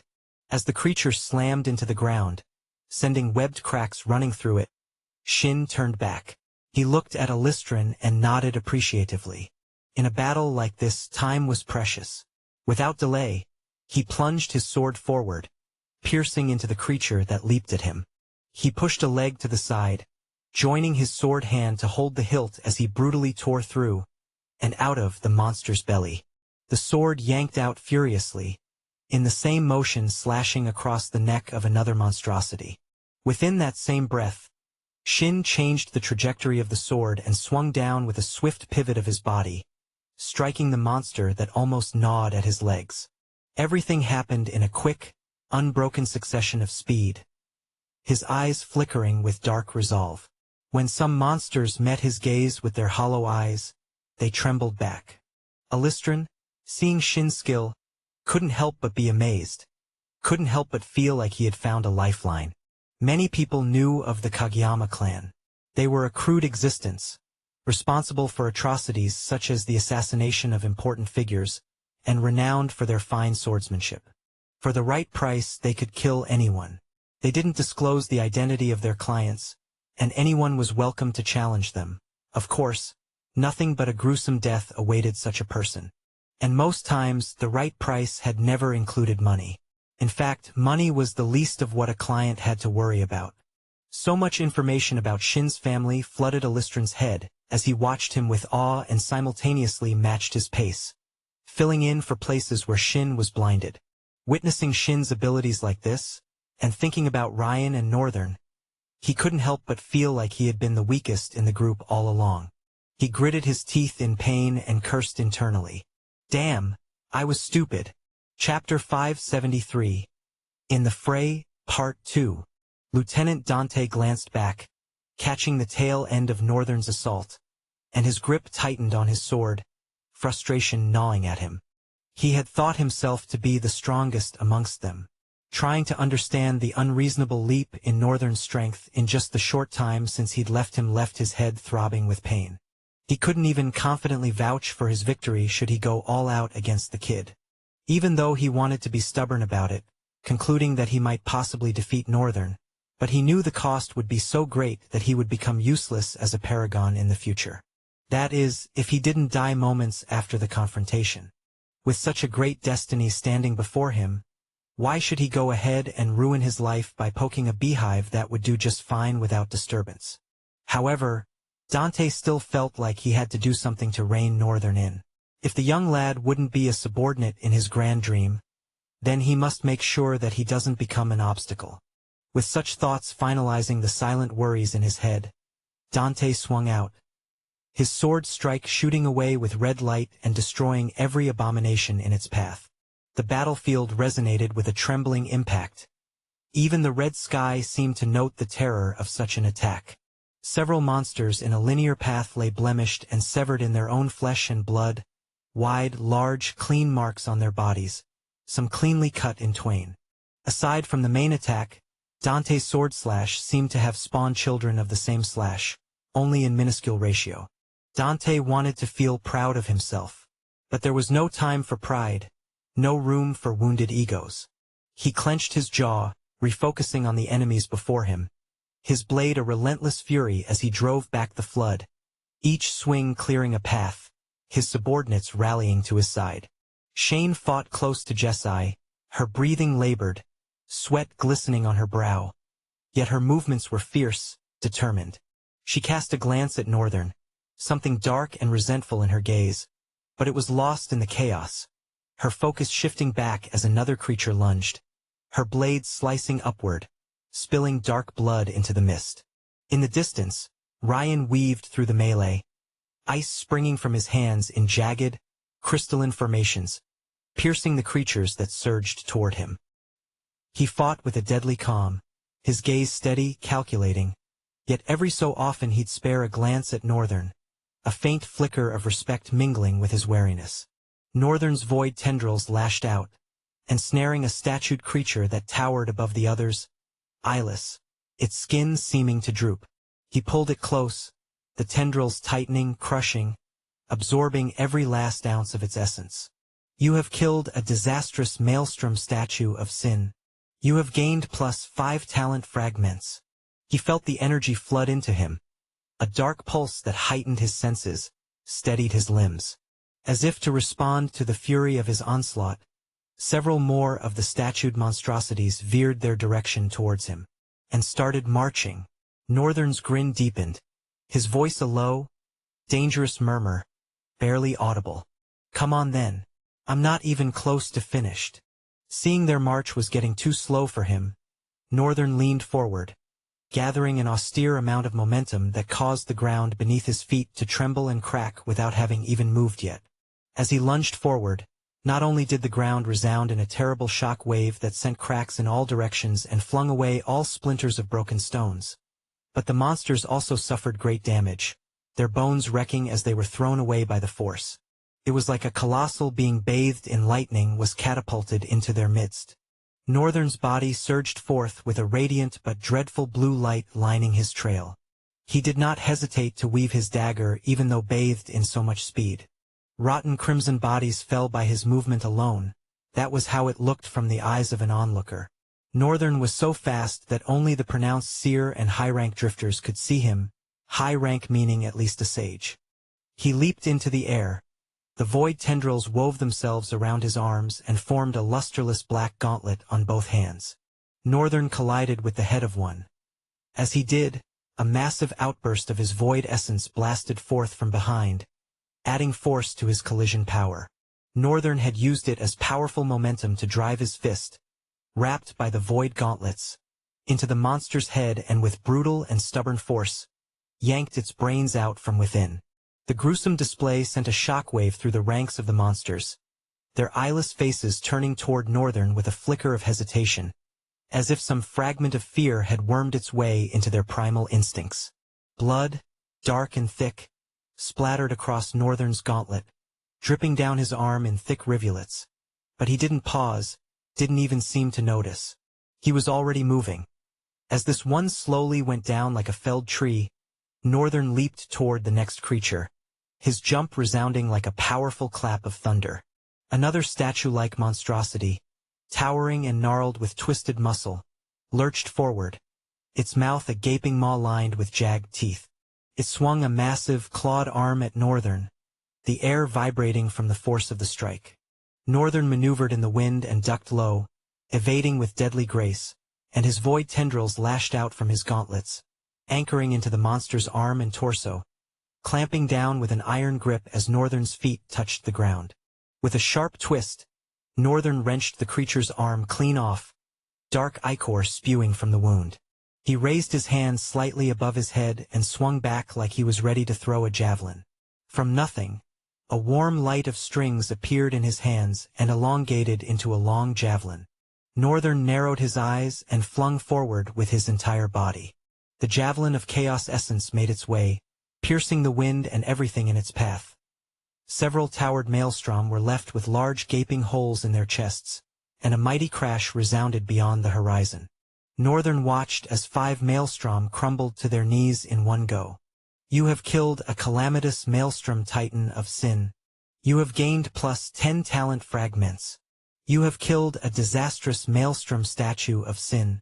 You have gained plus 5 talent fragments. You have killed a calamitous maelstrom titan of sin. You have gained plus 10 talent fragments. You have killed a calamitous maelstrom titan of sin. You have gained plus 10 talent fragments. You have killed a calamitous maelstrom titan of sin. You have gained plus 10 talent fragments. He felt the familiar, dark pulse of energy infuse his body once more, his senses sharpening, every fiber of his being thrumming with a dark vitality. His grin widened, his eyes glinting with an almost unhinged delight. This was the battlefield he had craved, the chaos in which his power thrived. Chapter 574. In the Fray, Part 3. Night Terror and Black Mamba were another set of destruction that fell on the battlefield. The two alone were the core reason why the eastern part of the fray had not swallowed any of their allies under the sheer weight of monstrous numbers. Black Mamba fought with 2 long rods, each end honed to a deadly, needle-sharp point, and he wielded them with a wild, ruthless elegance. Ordinarily, such weapons demanded the control of both hands, but he handled them one-handed, his other hand free to parry, block, or strike with precision.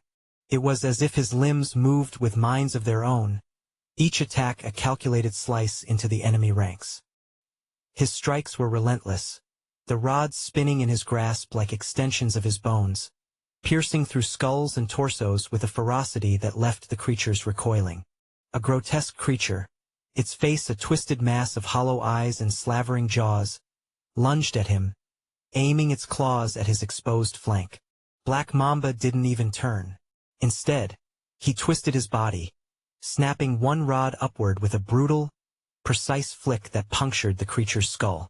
With a single pull, he dragged it to the ground, its limbs spasming as it crumpled, lifeless, at his feet. His gaze never wavered from the horde, his eyes cold and focused. Beside him, Night Terror was a phantom. His form flickered in the bloody mist, his movements so quick and silent they left only faint ripples in the air. He wore a thin, chilling smile that didn't reach his eyes, those eyes fixed on the monsters with an intensity that bordered on serene malice. His blades were his 4 crude claws on all 4 arms, curved and wickedly sharp. They arced through the air, cutting into flesh with surgical precision. Each strike was a whisper of death. No wasted movement, no sound. One creature, larger and slower, tried to follow him, its heavy body lurching in his direction. But it staggered as he reappeared at its flank, his claws slicing through its Achilles tendons. The beast collapsed, unable to find its footing, and Night Terror moved in, his hand driving deep into its spine with a twist that made the creature writhe before it stilled. He grabbed the spine and pulled it out in a gory manner that left a bitter taste in the mouth. Night Terror and Black Mamba fought together in perfect, unspoken synchrony. Where Black Mamba carved a path of brute efficiency, Night Terror was ghostly precision. He capitalized on his openings, slipping into the spaces Black Mamba created, striking the creatures left vulnerable in his wake. And when he vanished into the mist, Black Mamba would press forward, his attacks widening the chaos, creating gaps he could exploit. One of the towering monstrosities, covered in scales and bristling spines, different from the ones Northern was fighting, roared and swung a heavy, jagged limb at them. Black Mamba sidestepped, his rod spinning to meet the creature's wrist and drive it aside. In the same breath, Night Terror appeared on the beast's opposite side, all claws curved out and viciously slicing through its exposed throat in a single, clean stroke. The beast choked on its own blood, its roar faltering as it collapsed. They continued this way, an endless tide of destruction holding back the flood. Around them, Dante's subordinates fought with renewed ferocity, inspired by the deadly ballet unfolding in the mist. They'd never seen anything like it. A synergy so seamless it bordered on supernatural, each fighter moving with a deadly intent that amplified the other. And more so, they were clearly monsters. While when the battle first started, they were very cautious of turning their backs to the monsters. As the battle progressed and both monsters had saved their heads not once, not twice, things slowly changed from caution to secretive admiration. In the thick of it, Black Mamba allowed himself a rare, sharp grin, feeling the thrill of battle surging through him, feeding off Night Terror's silent, lethal presence. For a brief moment, he glanced in his direction, a spark of acknowledgement passing between them. Both of them had always had a silent agreement as the strongest in the room, but Black Mamba had also always considered Night Terror the senior. Of course, there was another one of them considered a pioneer, but he rarely came out to battlefields like this. Night Terror returned his glance, his grin widening grotesquely just a fraction before he vanished again, slipping through the mist, his next victim already in his sights. And then they were moving again, a pair of shadows in the bloody haze, a force that defied the horde. Together, they were an unbreakable line, the Eastern Front holding fast as creatures fell, one after another, their twisted forms littering the ground in a trail of silent, ruthless annihilation. To the left of Night Terror and Black Mamba, where the air was thick with the stench of blood and decay, Jessi and Linus held their ground like weathered boulders in a relentless storm. Both fighters had learned their craft against human foes, duels where every blow was calculated to cripple or kill. But this was different. Against the twisted monstrosities flooding the battlefield, their techniques took on a raw, brutal edge that suited the mayhem. Of course, this progress in their battle mastery had not just been by chance. Jessi had put in a lot of work to reach this point. Considering how her talent was useless against monsters, she was just like a human in every other sense.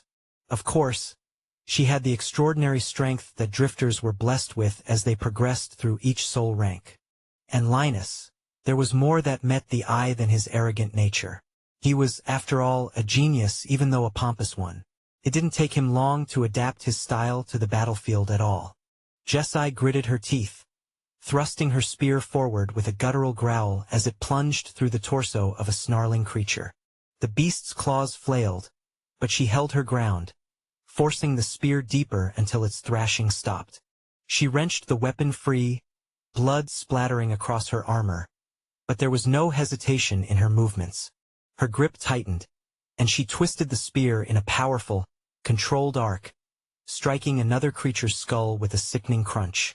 She had learned to turn her human-honed instincts into a brutal force, matching the monster's savagery with sheer grit and strength. Jessai's face was set in a grim, unyielding expression, her eyes fierce and focused. Every movement was a testament to her iron will. She trained for this, honed herself into a weapon, knowing her talent offered no advantage here. Yet, that very limitation had forged her into a raw, relentless fighter. She could not rely on talent abilities or any heritage powers to protect her. Just the brutal, unrelenting force of her strikes, and her deep-rooted will to survive. Beside her, Linus fought with a deadly precision that was almost surgical. With his long sword in his right hand and a shorter blade in his left, he danced through the battlefield with a calculated, almost mathematical brutality. Each strike was deliberate, each movement fluid and ruthless. He parried a monstrous claw with his long sword, deflecting the blow just enough to keep his stance, then slashed upward with his short sword, carving into the beast's neck in one swift, brutal motion. He moved with an air of cold detachment, as if he were observing the chaos from a distance even while standing in the center of it. Linus had always thought of himself as superior, his skill with a blade unmatched. Well, until he met Northern. And on this battlefield, it was as though the only thing he was fighting for was to prove to himself that he could be as good as or even better than Northern. He would even steal glances back at Northern every now and then, and was never disappointed any time he did so. If anything, when he saw Northern vanquish several towering statued monsters in a row, his body vibrated with the chills of goosebumps, his eyes widened, and he felt adrenaline flow furiously through his entire body. The next creature that lunged at him suffered greatly. The monster's gnarled arms reached for his throat, but Linus was already turning, his short sword driving upward into its abdomen with a brutal jab. The creature's maw opened in a silent scream, and with a twist of his wrist, Linus drove his long sword through its neck, severing its head cleanly. His movements were swift, unfeeling, a display of mastery that left a grim silence in the wake of every kill, as he flowed in and out of every monster in a brutal spray of gore and ichor in arcs. Chapter 575. In the Fray, Part 4. Jessai watched him out of the corner of her eye. Her respect for his skill mingled with a lingering irritation at his ego. She fought alongside him, her spear stabbing forward with renewed ferocity, their movements complementing each other in a rugged, boorish harmony. Where Linus was cold and precise, Jessai was raw and forceful, the two of them forging a path through the swarm with a synergy that surprised even them. A particularly hulking beast, with a back covered in bony protrusions and a mouth dripping with foul-smelling saliva, barreled toward them. Jessai took a step back, bracing herself, but Linus moved in without hesitation. He sidestepped the creature's wild swipe, his short sword slicing across its exposed belly. As it stumbled, Jessai lunged forward, thrusting her spear into its chest with all the strength she could muster. The creature gurgled, staggering as blood pooled from the wound, and Linus finished it with a swift, merciless strike to the neck. Both of them did not look at each other. If anything, they seemed to not want to. Things were slightly awkward, but it did not seem to affect the synergy that they produced. If anything, it seemed like being taught the same basics of swordsmanship, art, and active killing had come to create a common ground for both of them to coexist, however, only on the battlefield. This was a different kind of fight than they'd ever known, a battle where their finely tuned techniques were forced to adapt to survive. And yet, in this raw, brutal setting, they found a strange rhythm, a deadly dance born out of necessity and honed by sheer force of each of their wills, however vastly different they may be. For every creature that came at them, there was only one outcome: a swift, merciless death. Amidst the relentless tide of abominations, Dante's subordinates, Raphael, Shane, and Hansel, held their ground with steadfast determination. Even though they lagged behind, each of them brought unique prowess to the battlefield. Their combined skills formed a bulwark against the encroaching horrors. Hansel stood like a fortress, his bulky stature imposing amongst the rabid rots. Clad in reinforced armor that blended well with his full helmet and full arm gauntlet, he gleamed with a soft silvery radiance. With every swing of his massive fists, the very air crackled. A creature lunged at him, its maw wide and dripping with venom. Hansel met it head-on, his gauntlet fist connecting with a thunderous impact that echoed across the battlefield. The monster's skull caved in under the force, its body hurtling backward and crashing into others, toppling them like grotesque dominoes. He laughed. A deep, booming sound that seemed out of place amid the carnage but spoke volumes of his indomitable spirit. "Is that all you've got?" he roared, slamming his fists together. For some reason, all of them could feel a strange and unexplainable adrenaline surging through their veins. Everyone had thought this would be a battle where they'd be fighting for their lives. But strangely, that didn't seem to be the case. Everyone seemed to be so deep into the fray that no one seemed to care about dying compared to when the battle had just started. Sparks flew from his gauntlets, and he charged into a cluster of beasts, each punch sending shockwaves that shattered bones and ruptured organs. Hansel was a living battering ram, his sheer physicality a devastating weapon against the horde. Raphael moved in stark contrast, a blur of motion weaving through the chaos with uncanny agility. His twin daggers flashed like silver streaks, each precise strike finding gaps in the monster's defenses. Where Hansel was force, Raphael was finesse. A beast swiped at him with a gnarled claw, but he slid beneath the attack, slicing the tendons in its leg as he passed. The creature collapsed, and without breaking stride, Raphael leaped onto its back, driving his daggers into the base of its skull. His movements were almost dance-like, each step calculated, each strike deliberate. Raphael's eyes were sharp, constantly assessing, anticipating the flow of battle. He darted between monsters, his lithe form untouchable as he delivered death with every flick of his blades. At times, he seemed to vanish entirely, only to reappear behind an enemy, his daggers already biting into flesh. Shane fought nearby, her sword a whirlwind of steel and fury. In this battlefield, she embodied a balance between Hansel's brute strength and Raphael's swift precision. Her blade sang as it cut through the air, each swing powered by honed skill and relentless drive. A monstrous creature with elongated limbs and razor-like claws descended upon her. She met it with a parry, the clash of metal against bone ringing out. Sparks flew as she deflected its strikes, her footwork precise as she maneuvered into an opening. With a swift motion, she sliced across its abdomen, the blade cutting deep. The beast howled, and she silenced it with a thrust through its heart.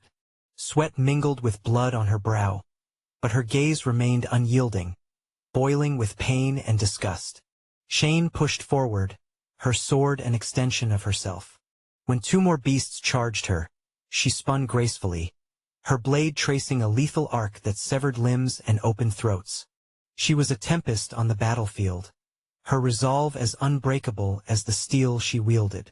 The three of them, though different in their approaches, moved with an unspoken coordination forged through countless battles together. Hansel would draw the brunt of the assault, his imposing presence and devastating punches creating openings. Raphael capitalized on these, slipping into the fray to eliminate threats before they could regroup.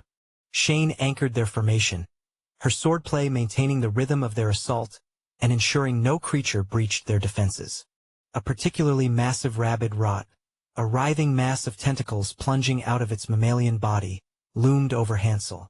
It struck with unnatural speed, tentacles whipping toward him.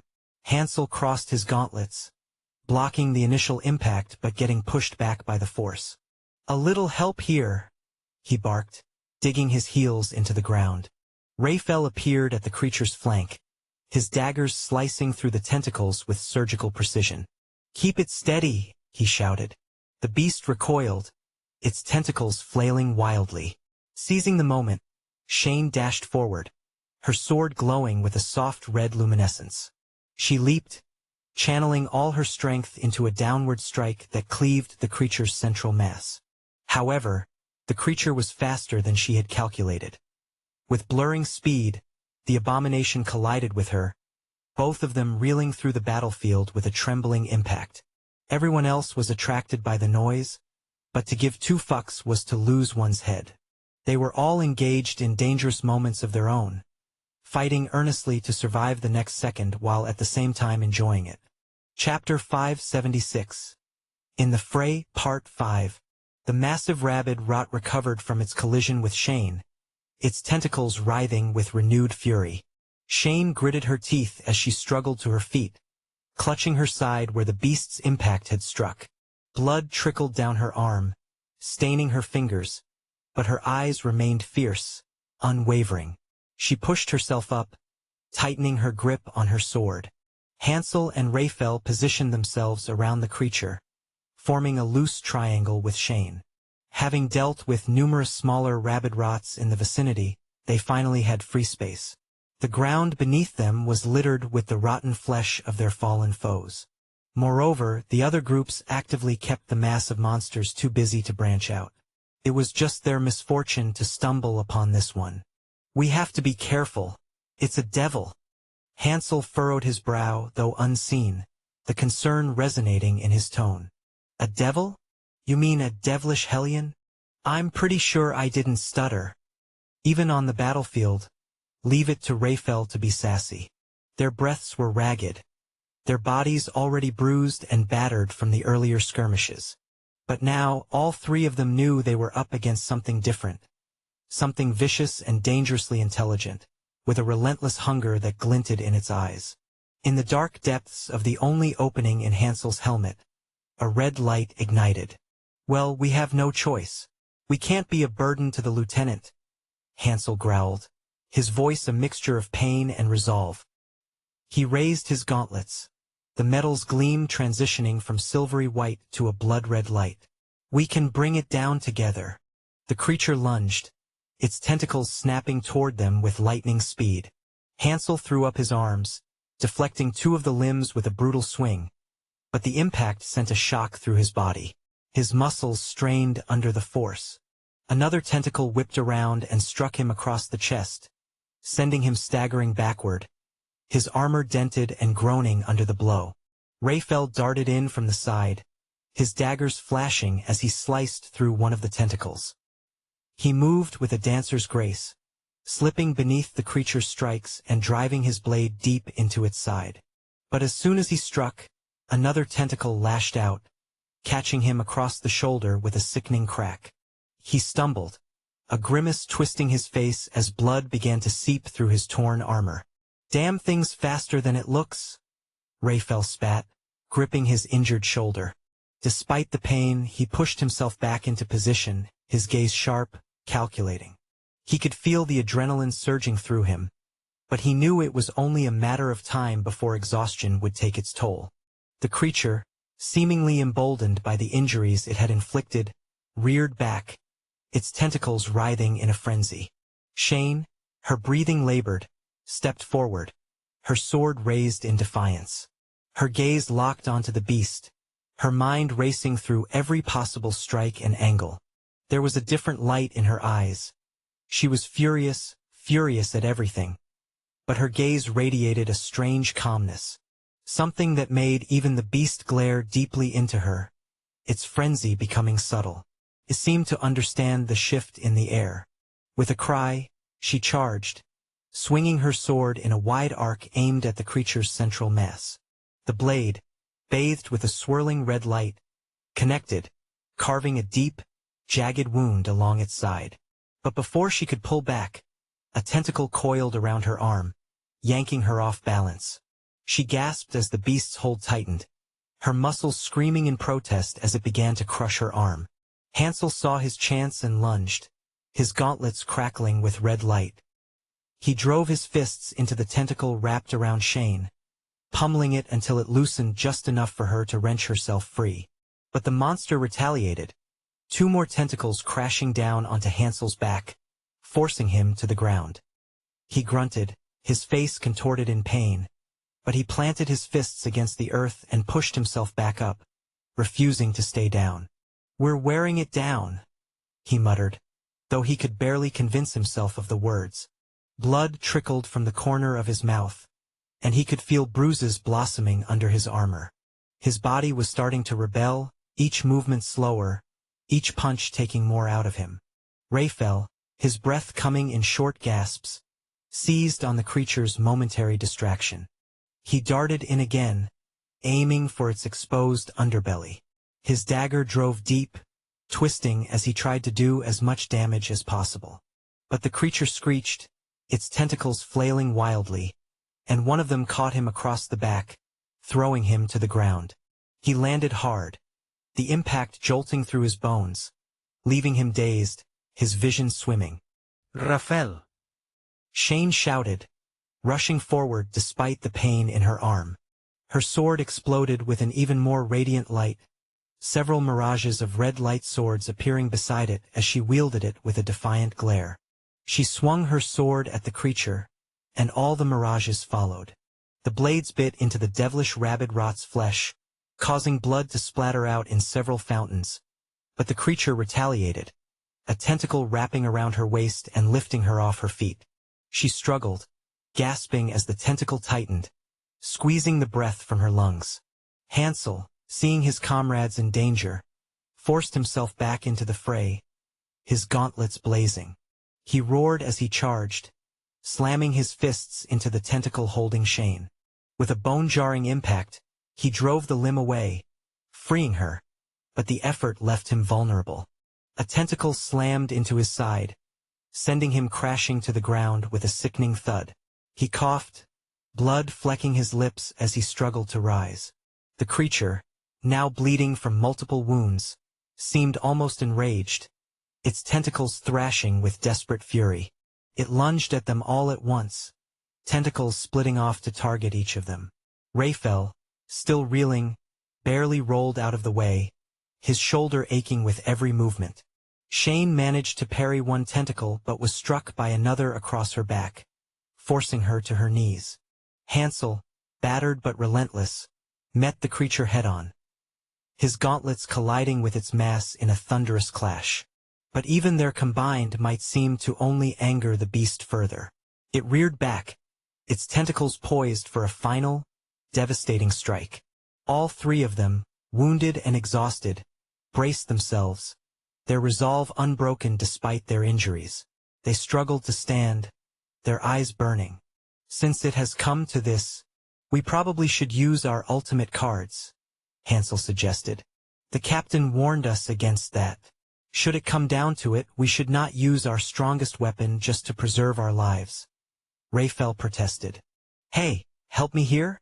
Everyone isn't even glancing our way. What do we do? How did we even stray away from the lieutenant's side? With a swarm of abominations like this one, Hansel knew it wasn't far-fetched.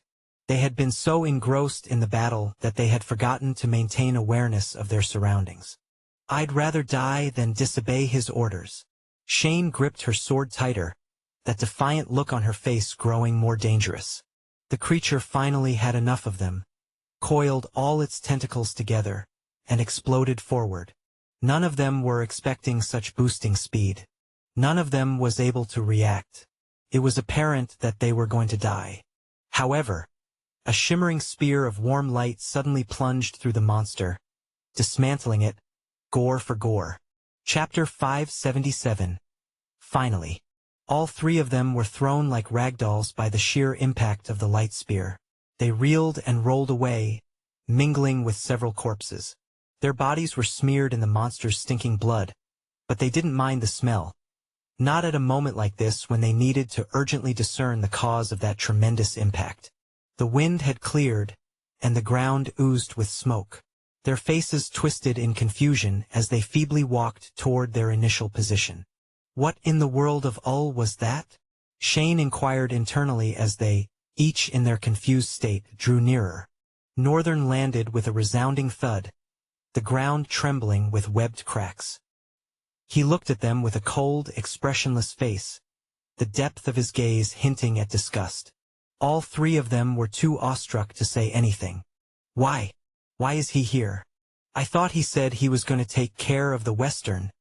Before finishing the thought, Shane slowly turned her head, eyes moving beyond Northern's frame to take a good look at the other area of the battlefield.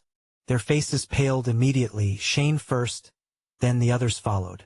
It turned out she wasn't the only one curious about his presence. The other half of the expanse where Northern had volunteered to take care of had been totally eradicated. All the monsters there were dead, brutally reduced to broken puzzles of flesh marred by a ghastly blood mire. Northern exhaled. It was quite an unfortunate fate to have come across a devilish hellion.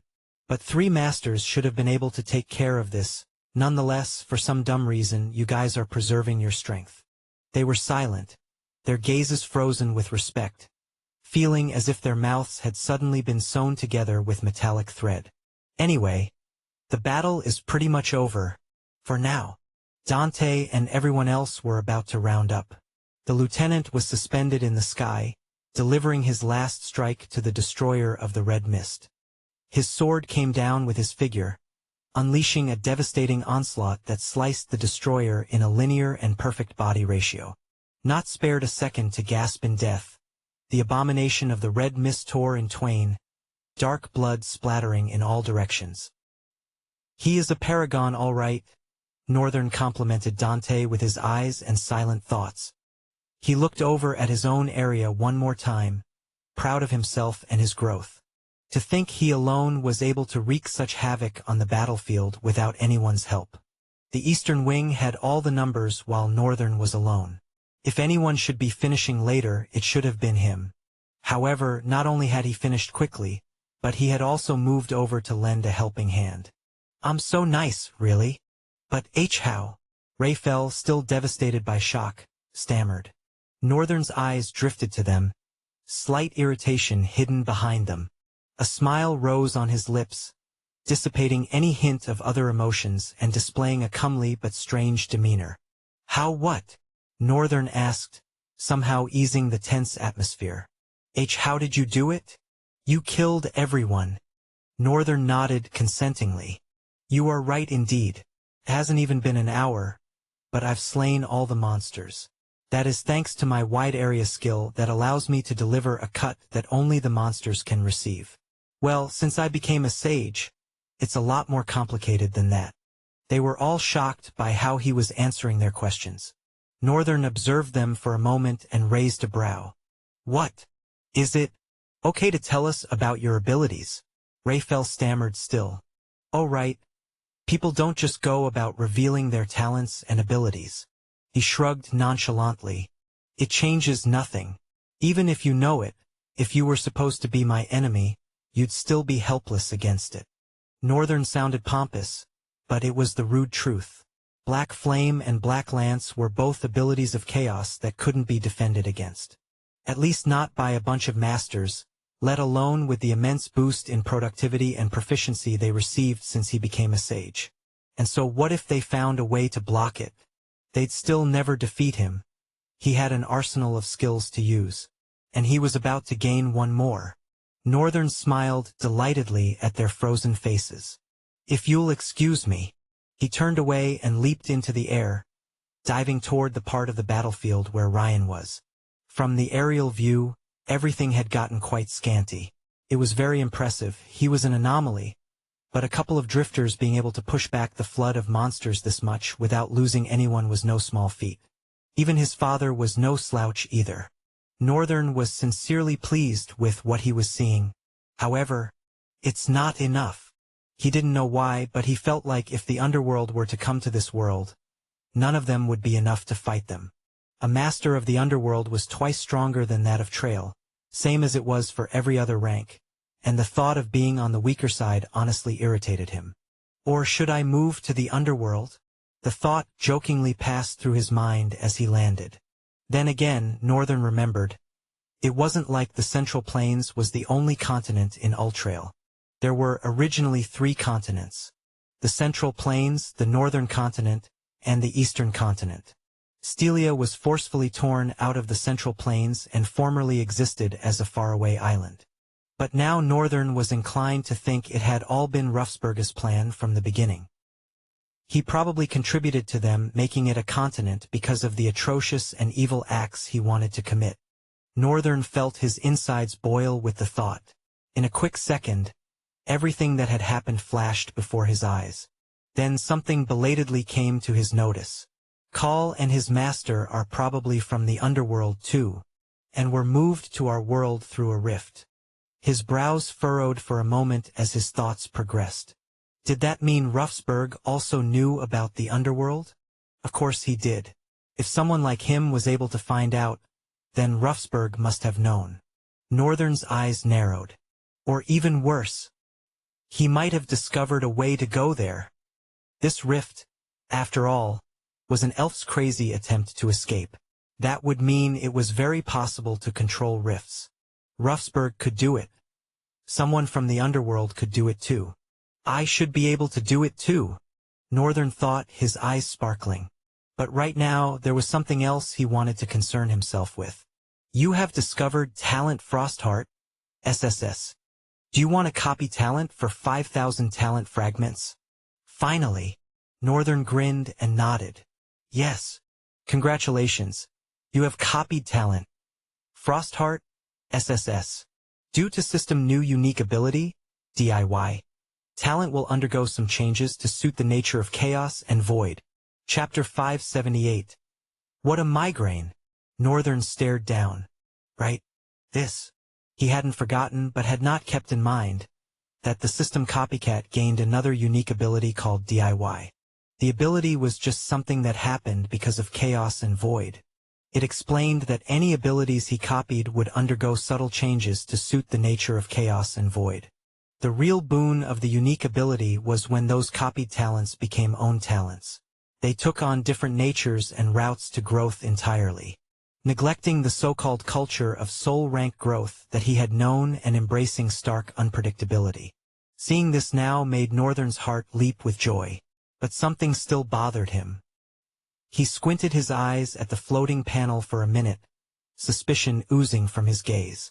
Ryan approached him, fatigue etched upon his face, his breath ragged with heavy pants raising and dropping his shoulders. I didn't need your help, Ryan frowned. Northern looked at him, his expression becoming bleak.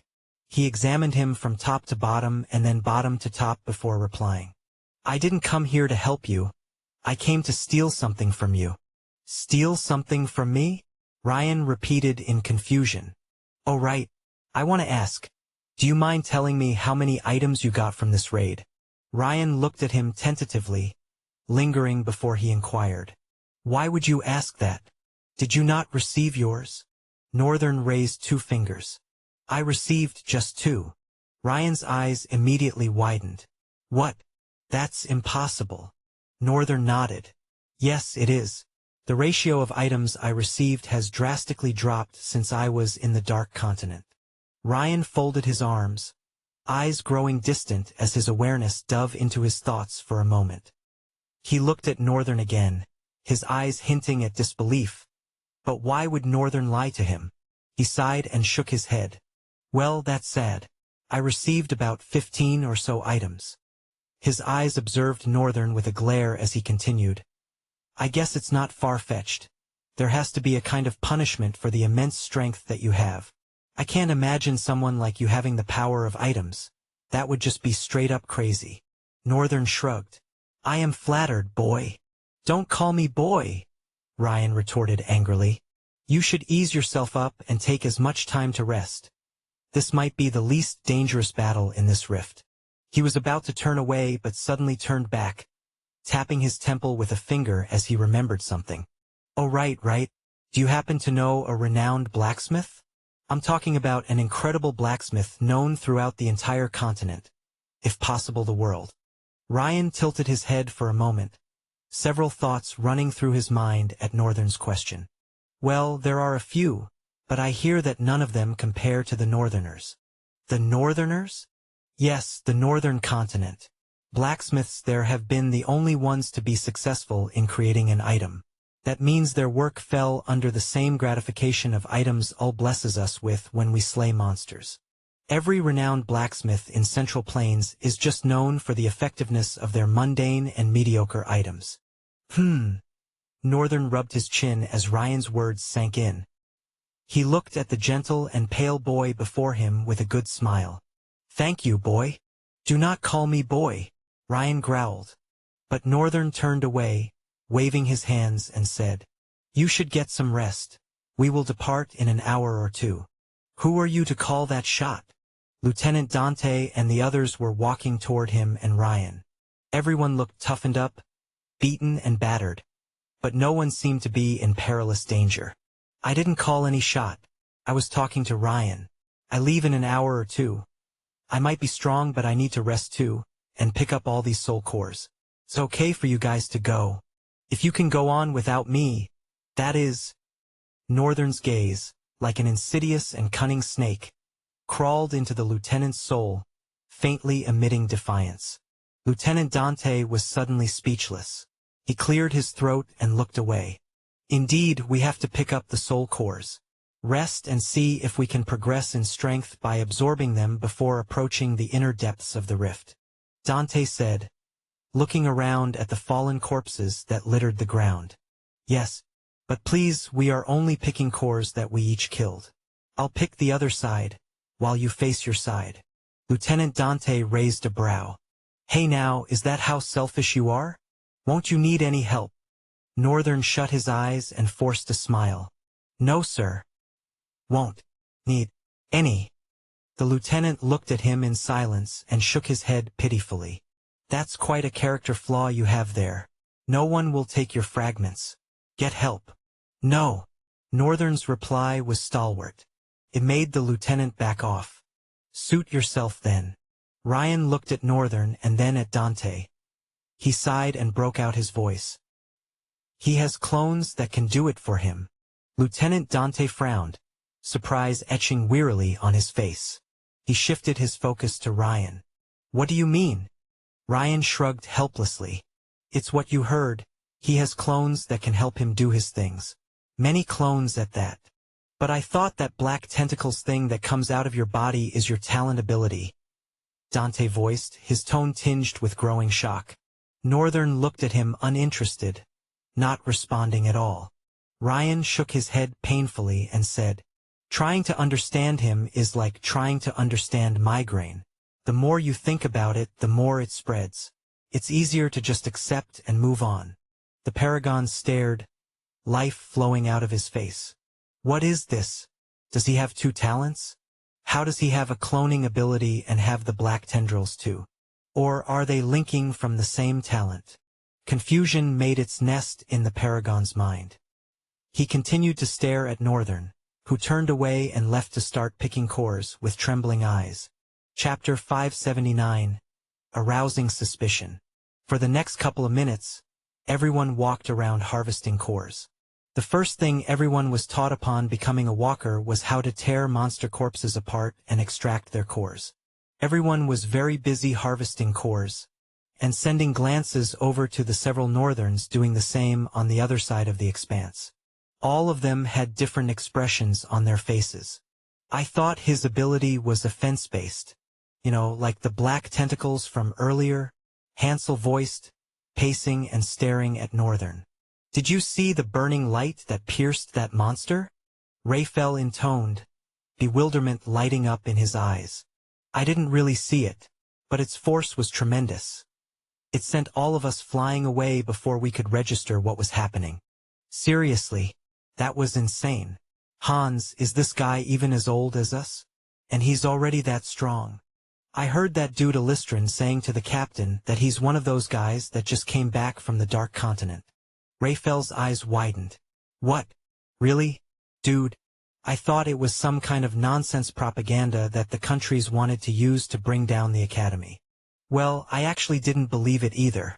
The truth was not many people believed that a couple of students were sent to the middle of that disaster, much less by the former academy principal who had been principal for over 150 years.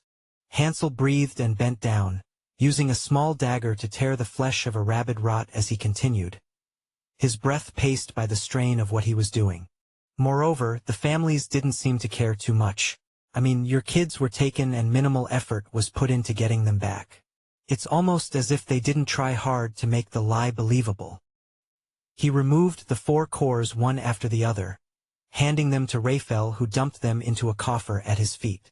He responded, but now that survivors are making it back, we know it is true. It just so happens that, at the same time, the former academy principal is also not around. Don't you find something fishy? Whatever fishy it is, it won't matter if that man comes back as the first luminary in 700 years. You really think he will be the first? Or rather, he is. Hansel paused for a moment, looking up at Raphael with a slight frown. What do you mean? Raphael shrugged. I mean, I'm just saying we don't know much about the northern and eastern continents. What part of history we have is only what the Central Plains have been since the day the world became divided. Then there's Riemgard. They say a single one of their princes is enough to subjugate a citadel. And moreover, there's the first princess who is a paragon. Are you now saying almost all his sons and daughters are paragons, ascendants and sages, and he too will be a paragon? And what's wrong with that? Raphael shrugged again. Nothing. But it just doesn't feel right. Aren't they basically all the same, and won't the children grow balls to challenge and overthrow their father? I mean, there has to be a reason why Riemgard is very private with their affairs. So you think? I'm just saying, how can we be so sure that the former academy principal will be the first luminary in a while? When there's a country that keeps its matters very private and lets the world know only what they need to know, then there are two other continents which we have no idea about at all. I mean, we have to be realistic. Realistically speaking, you guys have been yapping like hell and barely even done anything. Shane's voice entered, startling the two. Hansel stood up, looking at the lady's pale face. Are you okay? You don't look okay. I am fine. I've taken first aid. The wound will get better. You guys should round up on your end so we can absorb the cores and rest. Doing that will make me more okay. She muttered the last part and was about to walk away but stopped and turned back. And quit yapping about nonsense. We have more to do than all this, she yelled, then walked away. TCH.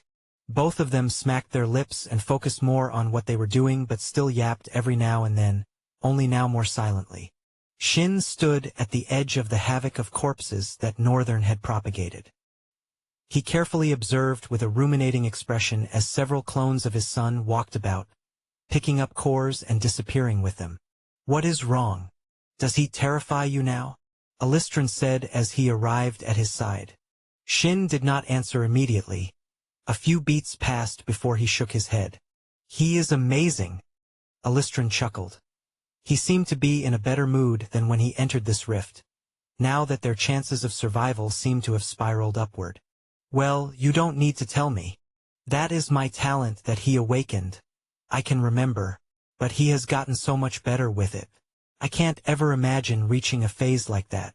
Alistran's brows furrowed. He averted his eyes from the moving clones and turned to Shin. What do you mean? Shin glanced at the old Joker's worked-up face. I have a talent called advanced cloning. When I move up the soul rank, the number of clones I can make increases by 1. It's not really impressive when you look at it, but its usefulness on the battlefield is explosive for someone like me. When Northern awakened, he awakened with my abilities. I never imagined being able to create such a magnanimous amount of clones. He really has advanced it more than I ever thought possible. He is amazing. Alistran's frown deepened. No, that's impossible. It's impossible for him to awaken with your talent. You don't understand. The details of our soul core are so intricate that no two talents of the same kind can exist in two people. Well, maybe it's not really the same, but something like it, Shin replied, nonchalantly displacing the suspicion Alistran was trying to raise. If Shin is using a clone ability, why didn't he use it in battle? The curiosity suddenly piqued his mind, but something else was of more important concern. Northern awakened with his father's kind of ability? How often does a phenomenon like this happen? Alistran was willing to bet his all that this was not the case. It was a thought, just a thought. But what if Northern could copy talent abilities? Chapter 580. Spiritual Force. The masses of corpses were gathered together and frozen by Ryan, forming a four-cornered wall of sorts to protect them from any sudden attack. Each of them sat back-to-back with a certain number of cores in front, which were given after they had divided the cores equally. There was a certain style and technique that was usually employed during essence absorption from soul cores. And to keep drifters from copying each other's technique, it was advisable that two drifters should back each other when absorbing soul cores. Of course, they weren't just backing each other. They were sitting in a circle, but each person's back was faced against another in such a way that it was a bit stressful to look at the person beside them. At least not when busy absorbing soul essence from cores. Even Shin, Ryan, Alistran, Jesai, and Linus were involved. Northern and Dante stood above the wall while they watched the others as they absorbed their soul cores. Silence persisted between the two of them for a while. Then the lieutenant spoke. "Why are you not absorbing all the soul cores you've collected?" Northern was silent for a beat. Then he shrugged. "Soul cores are more expensive and useful when traded." The lieutenant raised a brow and looked at Northern. "That's surprisingly low thinking. You do realize that the people you are trading them to are buying them because they want to absorb them. Which is good for them. I don't need to absorb soul cores in order to grow." As Northern said this, Dante's eyes widened. A moment later, he opened his mouth with a small grin. "So you are one of those?" Northern narrowed his eyes. "One of what?" Dante's gaze rested on him for a short while, his eyes scrutinizing all of Northern's features to find any hints of pretense. But Northern's gaze was sincerely inquisitive, and Dante could clearly see that. He sighed and looked downward at the circle of people sitting cross-legged with cores between their comfortably resting hands. "You really do not know?" His gaze slowly came back to Northern, the corner of his lips curving up to give a small smirk. "No, I don't. What are you talking about?" The lieutenant looked forward to the horizon. He seemed to be taking his time, a strange gaze rising in his eyes. "There is uncommon knowledge about soul essence. It started as a postulated theory." "A postulated theory?" Northern tilted his head a bit as he focused on the lieutenant, thinking, "Why am I getting scientific vibes from this?" The theory postulated that soul essence is not just soul essence. There is something called a spiritual force. And this spiritual force stands like a canopy that branches out into other forces. Soul force is just one of the other forces. Then in soul force we have soul core, soul essence, and talents. The theory establishes the possibility of the existence of other forces and their properties. Northern could sense the lines connecting as Lieutenant Dante continued. It was all a protected hidden theory until 10 years ago, when another force was found in a rift resource. Northern squinted his eyes a bit as he thought about what the lieutenant had just said before he eventually voiced what he did not understand. "What do you mean it was found in rift resources?" "It's simple. If you don't understand something like that, it means you don't have even the most minimal knowledge that a drifter should have before venturing into a rift." Northern nodded. "Yeah, it sort of happened." "Sort of happened?" The lieutenant looked at him strangely. Then he sighed, as if letting go of the thought in his head. "Rift resources are of different kinds and types. Their special trait most times is derived from the kind of environment they're exposed to while in the rift." "I know pretty much that." "Good for you. What you probably don't know is that those resources have essence. It is their essence that makes it possible for them to develop special abilities from being exposed to rifts over a long period of time. So, every resource gotten from rifts has faint essence in them. However faint it is, it's detectable." He paused for a bit. "Have you heard of empty rifts?" Northern looked at him, answering, "I'm not sure, but judging from the name, it's an empty rift?" "Yes, an empty one. It seems like a ruin more than a rift, but it's totally empty. No monsters at all, however symbolizing the existence of an old civilization. That is where the theory comes that rifts are dimensional fragments of places breaking into our own dimension." Northern would have accepted that notion if he hadn't met Sura and learned better. These people and their theories were plausible, but he had realized what rifts were from meeting Sura. Rifts are the line in between. However, it is very possible that that line in between continues to leak two dimensions now in particular, the world below and the world above, into each other. Northern wanted to believe that it was possible for the back door of a rift to lead to the underworld. But where would one find the back door? "Judging by your look, you have heard this before." Northern smiled shortly. "Well, being in the Dark Continent, I heard a lot about what rifts are in our countless attempts to live." "I see. 10 years ago an empty rift was found. A ruin that we had never seen even in the history of finding empty rifts. And a purer kind of essence was found. This essence was further termed as divine essence, hence divine force. Not much has been discovered about divine essence since then, and so it has remained as a protected theory. Northern nodded his head subtly in understanding. He didn't expect that a random conversation like this was going to help him better understand what his ability was. "I am sincerely grateful," he responded politely. "Are you?" Northern stared at the lieutenant, lingering before he responded. "I am. Then do you think you can do me a favor?" "I darned expected that crap." He knew what he was doing since he opened his mouth and started talking. If you want access to fast updates or the full novel in high-quality audio, contact me now and buy. I offer over 300 complete audiobooks from Pocket FM, Webnovel, Audible, and more. No locked episodes, no subscriptions, just one-time payment via PayPal or Ko-fi. Message me directly on Telegram or WhatsApp, or check out the full list of available novels on Discord. Start listening to your next favorite audiobook today.